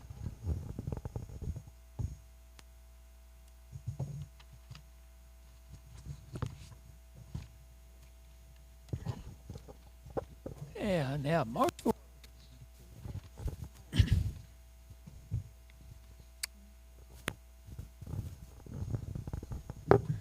Y'all know the first year I did this, I didn't have to wear glasses. Something's happening. Good evening. I'm Tracy Wood at Marsh Fork Elementary, and tonight I have teacher Tina Asbury, teacher Roseanne Harvey, teacher Leslie Gilfillan, parent Morgan Purdue, parent Kelly Claypool, parent Felicia Dickens, Bill Wood representing our at-large PC Outdoors, and Louie Harvey is also joining us this evening. So last year for math, we had an increase of 7.45%, and that was our main focus for last year was math. In reading, we did have a decrease of 2.30%. That was, I believe, mostly because of our phonics, and we'll talk about that in a minute. But last year we did also have an increase of 22% in reading, so we're still 20% higher than the previous year. Science, we went down 6.67%. So I've purchased all of the kits for Mystery Science this year, and our teachers are using those so that the kids are definitely getting the hands-on portion to go along with the videos. Our major concern this year is going to echo Miss Carter's. We have an urgent need for mental health services in our area. We have a lot of students that cannot get to Beckley for these therapies and things like that. They don't have the transportation. And we had people that were able to come into the building, but they are no longer authorized to do so. And it had made such a difference with several of our kids, to the point of there was a student that used to be removed from the classroom multiple times a day that we didn't hear from other than for good things. And we don't want to go backwards. We desperately want those mental health services in our school. We already have challenging attendance issues, so even the students we have that can get to Beckley for those appointments, they're missing whole days of school to go to those, or half days of school to go to those. And if we had that ability there at our building, we would also be increasing our attendance. I added in there that it truly holds that you can't get to Bloom without going through Maslow, And if we truly want to see us rise, we're going to have to address these issues that our kids have in social emotional. As educators, our dream is to nurture well-rounded, confident, driven, and successful individuals. And mental health services are vital to achieving that for all of our students. We do have Character Strong built into our master schedule. It's the first thing in the morning every day, because that's when our phys ed and our special ed all have their planning time. So school-wide does Character Strong first thing in the morning. Previously, we had a health clinic for 6 whole months before COVID hit, and it was making a difference. Since then, we've been told multiple times that they can't get anybody to come there. I think that's very sad, because those are the kids that truly need that help. They need those services. Our attendance is poor because our kids are not there when they're sick. Sometimes they tell mom they're sick, and we can't say they're not. And then they're going to doctor's appointments in Beckley for something easy that could have been taken care of there at the school, and they wouldn't have missed instruction. Academically, our major concern is the drop in our ELA scores. Although it's still that 20% increase from 2023, and we did meet our annual target for academic achievement, we do know that we need to go in a forward trajectory. So our plans to correct things, for mental health in a school-based clinic, all we can do is keep asking and seeking cooperation from others. I'm hoping that since we are hiring a new director of nursing, that I can get some progress going in that area again. In ELA, we did notice that phonics was a deficit through our iReady reading data and classroom assessments and observations. So we purchased UFly Foundations Manual for each of our classroom teachers and their aides or paraprofessionals in grades K through 2, and all of our teachers in 3 through 5 that work with the students on phonics in skill groups. That includes our special education and our Title I teachers. Our academic coach, Rachel Halstead, has done a training with all of the teachers on UFly, and we are seeing it work in our classrooms. So that is very exciting, because when they can sound out and read the word, then they can start to comprehend what they're reading. Let's see. We have had a renewed emphasis in accelerated reader this year. We had our 9 weeks awards this morning, and I had 2 grade levels that nearly every kid in the grade level met their goal. My highest reader has already achieved 94 points in accelerated reader this year, and that is just amazing. He's reading all the Harry Potter books. He started the year, the first week we got iPads, he had 18 points from what he read over the summer. So that will also help us towards our ELA. For curriculum, we love our Simple Solutions math, and we would love to have Simple Solutions grammar as well. So if we can find some money for that, that would be awesome. Our school has been able to purchase Power School behavior support for the past 2 years for our PBIS. That's an online program that not only collects their Bulldog bucks and they have their own little bank, it also sends direct information to the parents when they sign up. Negative behaviors, positive behaviors, shout outs, they get immediate when the teachers put it in. I would love to be able to continue that, but I'm not certain that the money will be there next year for that for our school. For staff development, I didn't put anything, and that's because I feel like we need to have time to just focus on what we're doing. If we keep adding and adding and adding, we're never going to get good at what we're doing. So we need to refine and perfect where we are right now. Personnel, I have no requests because I'm a realist and we don't have the enrollment to have any requests there. Facilities, we're thankful for the new equipment that was purchased for us to address our tiles. It does help, but it does not last long, and there are many areas that continue to look dingy and scratched. If we could get new tiles, that would make my year. Thank you for the mulch pads under our swings. That's keeping our mulch from flying across the playground, and that's been great.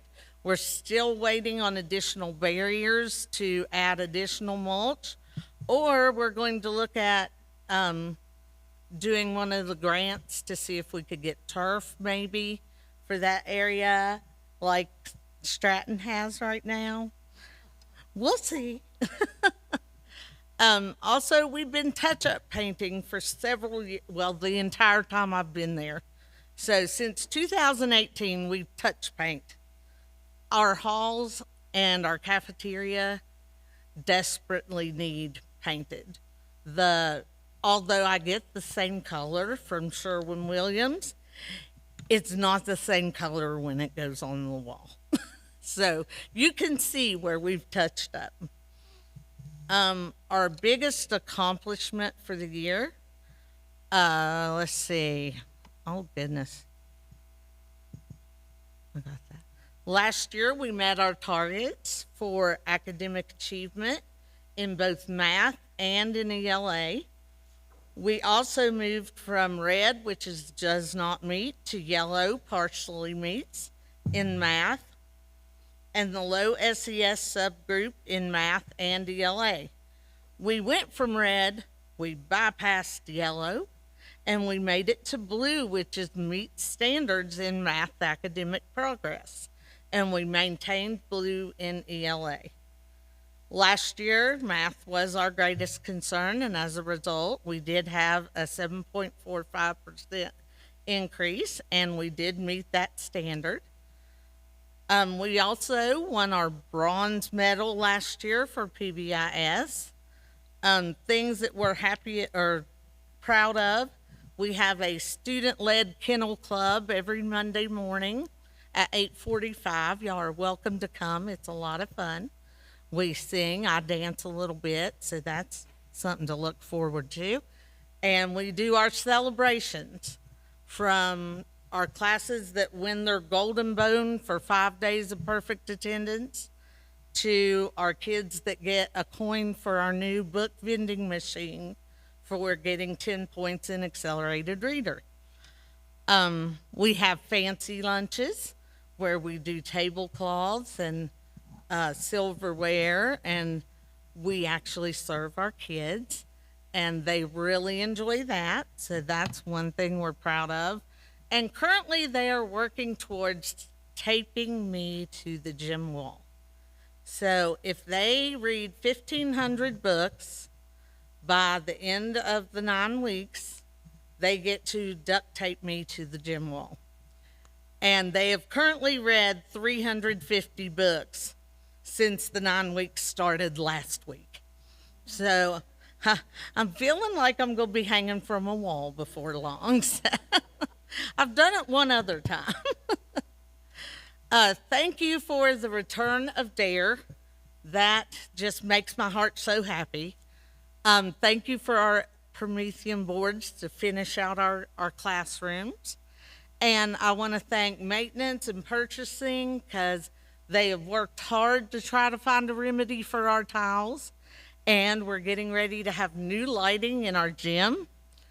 Our maintenance staff is always quick to respond anytime we have a need. And our staff, students, and parents, as always, want to thank you and invite you to come visit anytime. And that's the end. Any questions? Comments?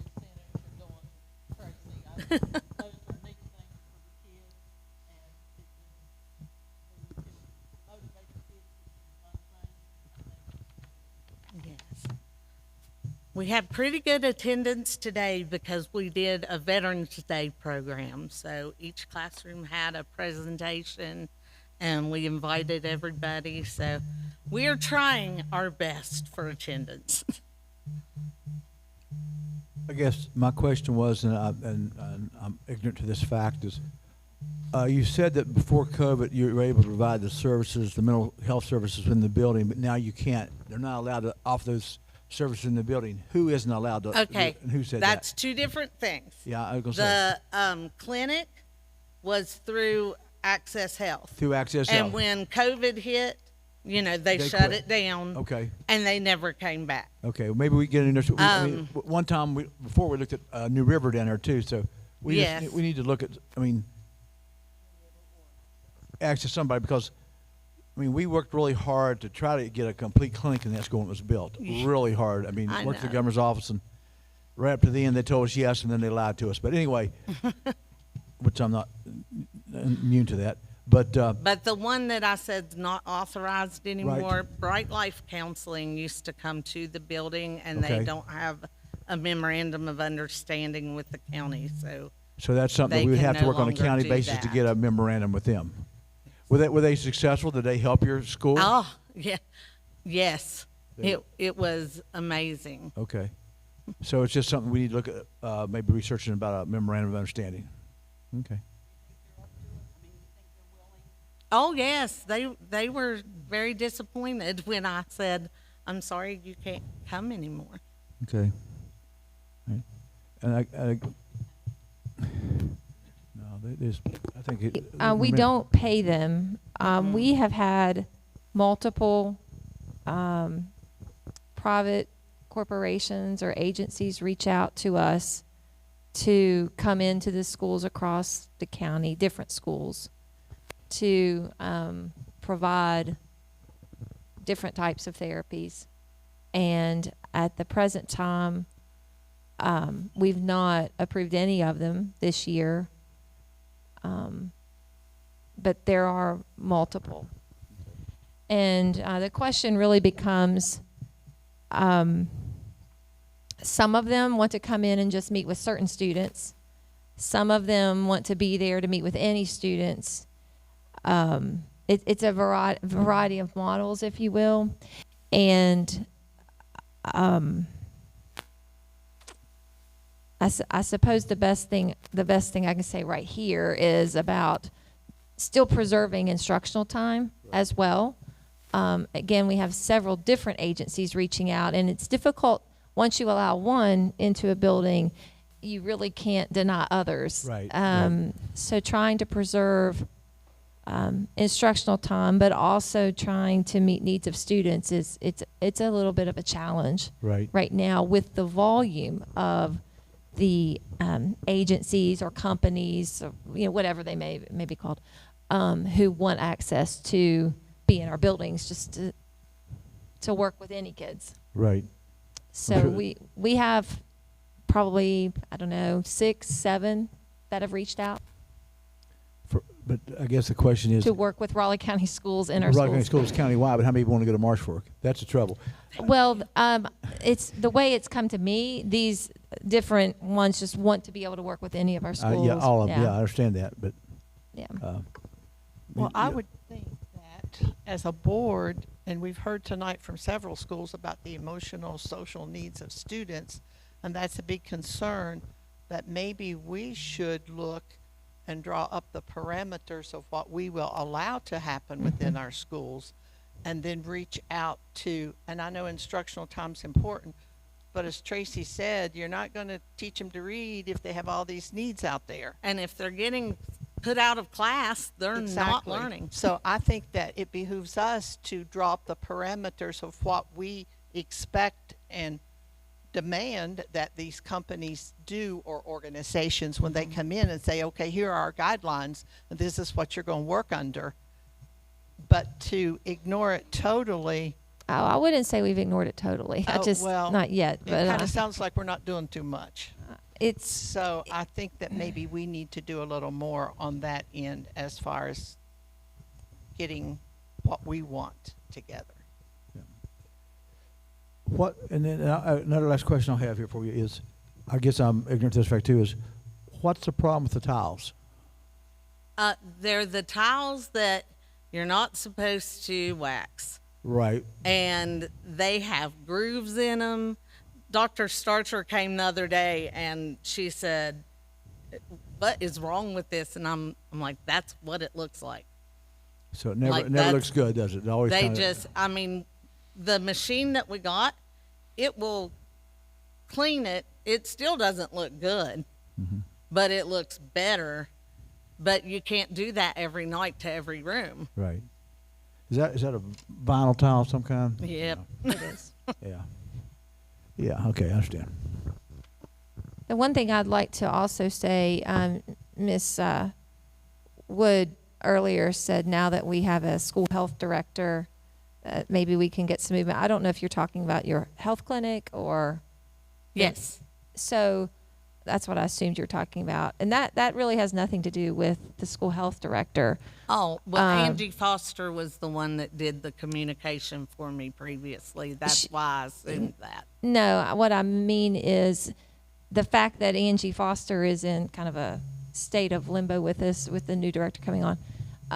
It's not that the school system or the director of school health is holding that up. The best knowledge I have, and it's been this way, Access Health, in the past at least, has said that they can't get a provider to come, and there's not enough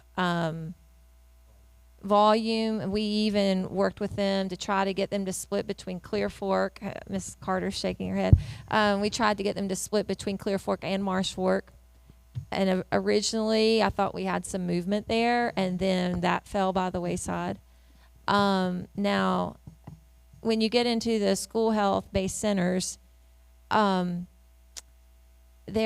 might say this incorrectly, but different providers like Access Health, New River, Raynell Medical, they have coverage areas.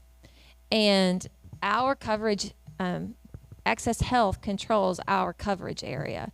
So unless Access Health says, we don't want it and you can work with New River to provide it, we don't have that ability. So many years back, New River said to Raleigh County Schools, we could use New River out on the hill at Independence, which we do. But to the best of my knowledge to date, Access Health has not said that about Marsh Fork and Clear Fork. I could be wrong. Yet they don't want to come. Yet you have to, in the past, we've had that discussion, yes. And the last I know about it, they haven't provided, normally they provide like a letter or a release that says some other entity can provide the service. I've actually, I believe, talked to Delegate Tony about that in the past. So to the best of my knowledge, Access Health has not released Marsh Fork and Clear Fork. I understand that, but maybe we need to push them on it. I mean, that's how New River got an Independence area, because we first started that, Access was going to do it, but they didn't have the pay, so New River came in and did it. Okay, so, I mean, yeah, it's one thing not to give it up, but if you can't service it, I mean, they're accountable to somebody. They either have to provide the service or give it to someone else. If someone, and maybe the other one won't, I'm not saying New River will be able to do it. I'm not saying that either. It may be. There was even some talk at one time about someone from Marsh or from Whitesville area, a service down there, be able to come in and do it. But anyway, we need the service down there, so we just need to push the best we can. And like she says, not totally in our hands, but hopefully we can pursue it. But I do know that Mr. Dillon has, and I think Ms. Foster, they've reached out again, trying, when this report came back in, they reached out again. But we can only make so much happen with the school-based health clinics. The providers have to be willing to go. And the latest that I know about Clear Fork and Marsh Fork is we just don't have a provider they don't have a provider willing to go. So we can follow up with it. Thank you. Thank you. Thank you.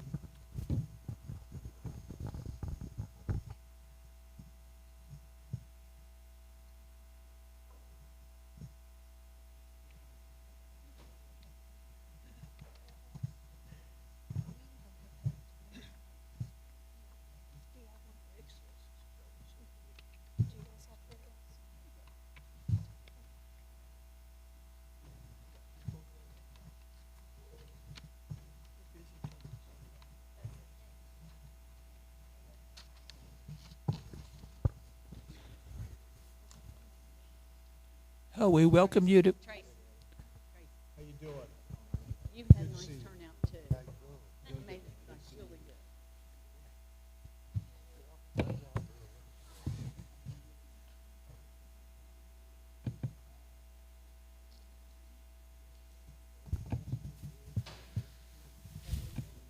Okay, welcome Fairdale. Thank you.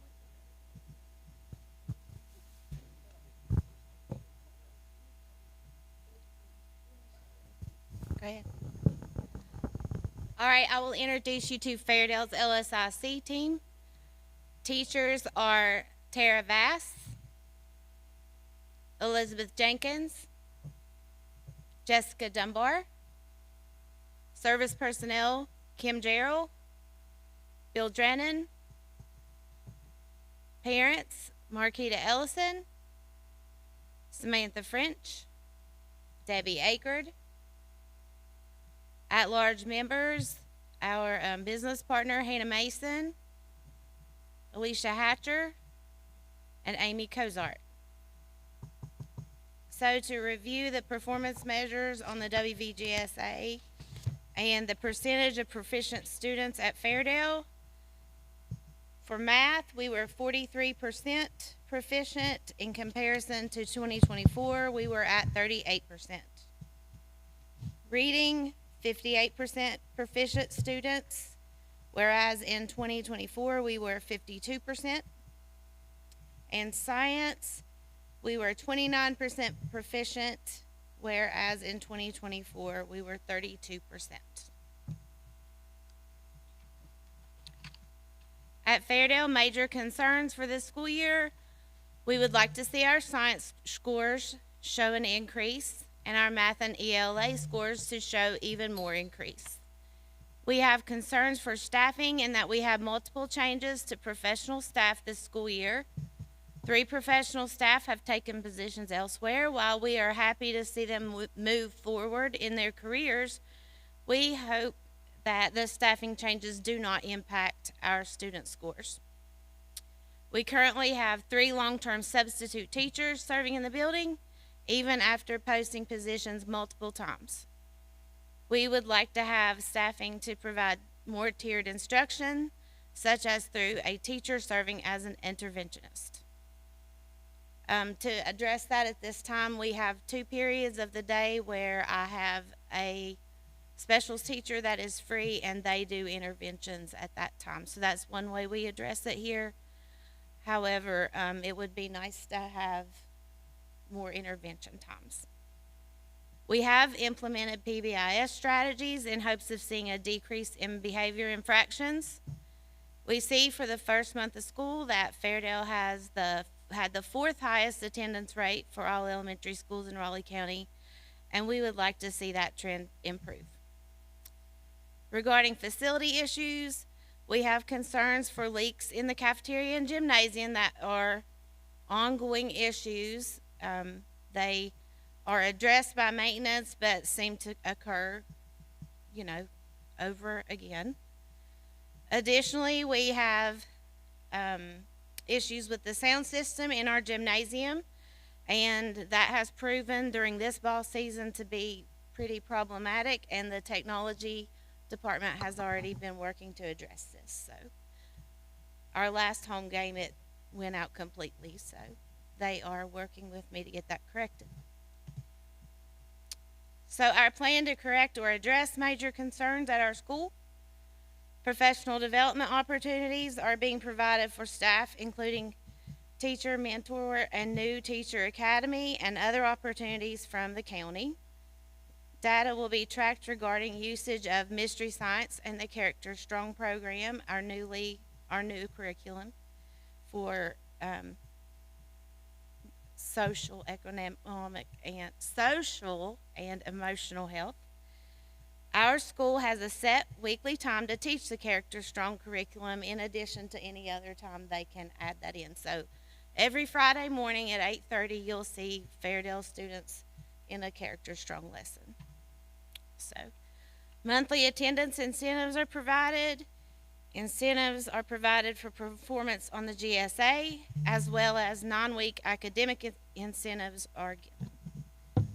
Regarding the sound system in the gym, our school is willing to take on a portion of the cost if the system needs to be repaired or replaced. What the board can do to assist our school. As far as curriculum, we would appreciate continued provision of mystery science, and we use our levy money to purchase Reflex Math and Math Shelf for our pre-K and K students, and we would like Character Strong to continue being provided. Staff development, provision of professional development for science instruction to increase our scores in that area, and continue to mentor new teachers, as well as Ms. Blankenship has a program she has started for new principals to be mentored, and it might be my favorite thing I've ever been trained in. So I very much appreciate that. For personnel, continued provision of special education staffing for our growing special ed population here. We request an interventionist to work with providing Tier 3 instruction.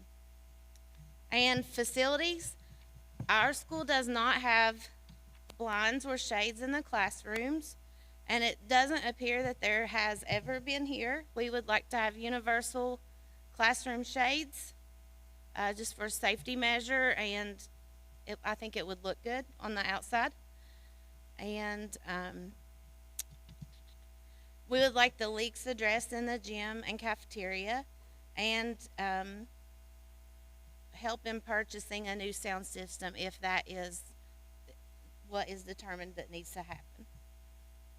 And our biggest accomplishments for this year was showing gains in math and ELA scores on the GSA from previous school year, and to have our attendance rate at 4th for the first month of school. That was an improvement over the previous year too. So I also wanted to say that I'm very thankful for things that have come to fruition since I've been here, that you all have helped provide the fence for the playground. It's very much appreciated, especially for our special needs students. It's a great addition. We love our school sign, and the community seems to like it as well. And we just appreciate all that you do here for us. That's all. Any questions? Comments? I asked Mr. Daniel this, but he probably knows this when we ask him. The leak in the gym, Lord, that's been here for how many years? I mean, it's been leaking since Asher was in the 3rd grade down here playing ball. I mean, we just keep patching it. Do you know where we're at on it?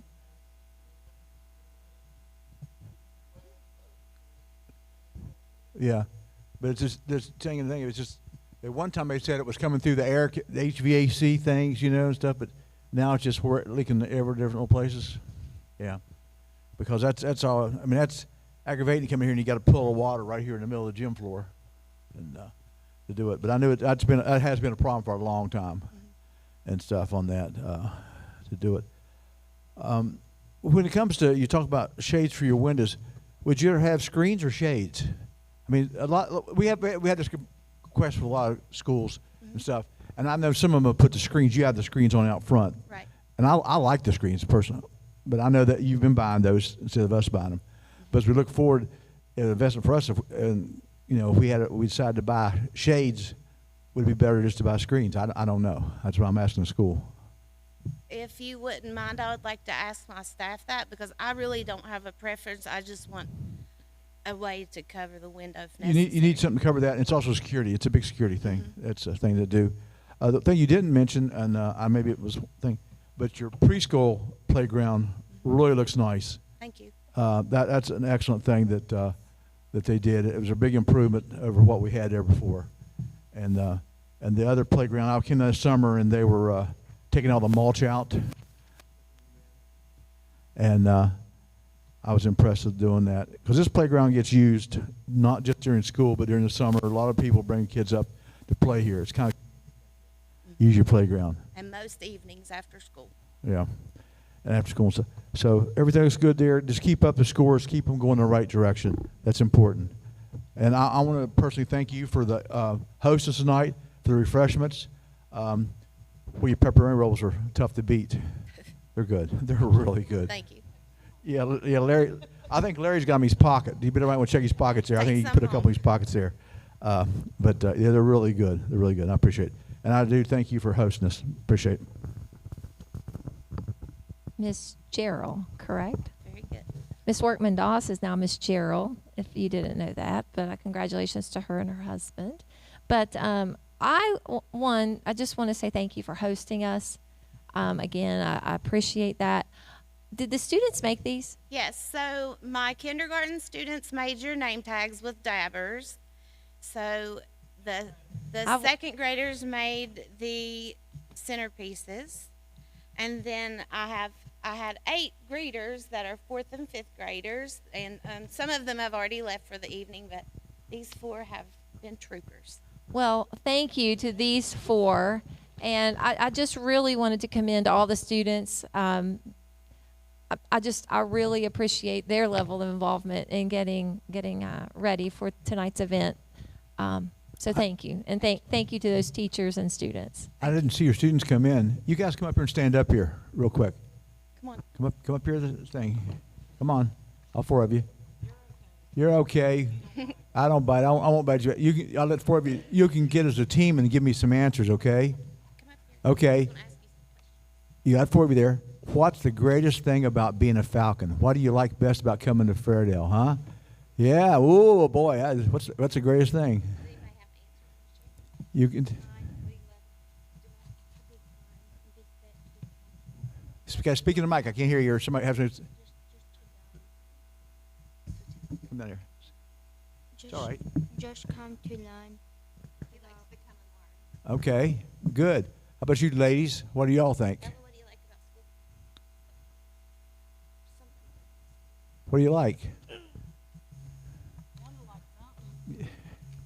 Well, I'll make it even easier on you, okay? Yeah, the young man at the end, you got anything you like? Jimmy, what do you like? Reading, all right. How about you, young lady, the blonde? The teachers are really nice. Teacher's really nice? Good. Okay, now I've got another one. Okay, this is the easy one. What's the one thing, if you could improve one thing at Fairdale to make a better school out of it, that you enjoy coming to school every day better, what would be that one thing you would do?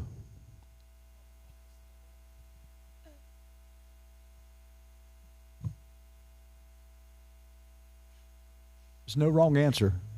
What would you like to see here that you think would make it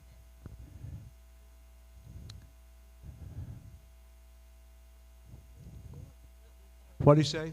Football field. Football field, all right. Hey, you're going to wish. There you go. How about you over here? I think you had some. What did you say, son? Bigger rock climbing wall. Yeah, I got you. Hey, there you go. There you go. You're thinking.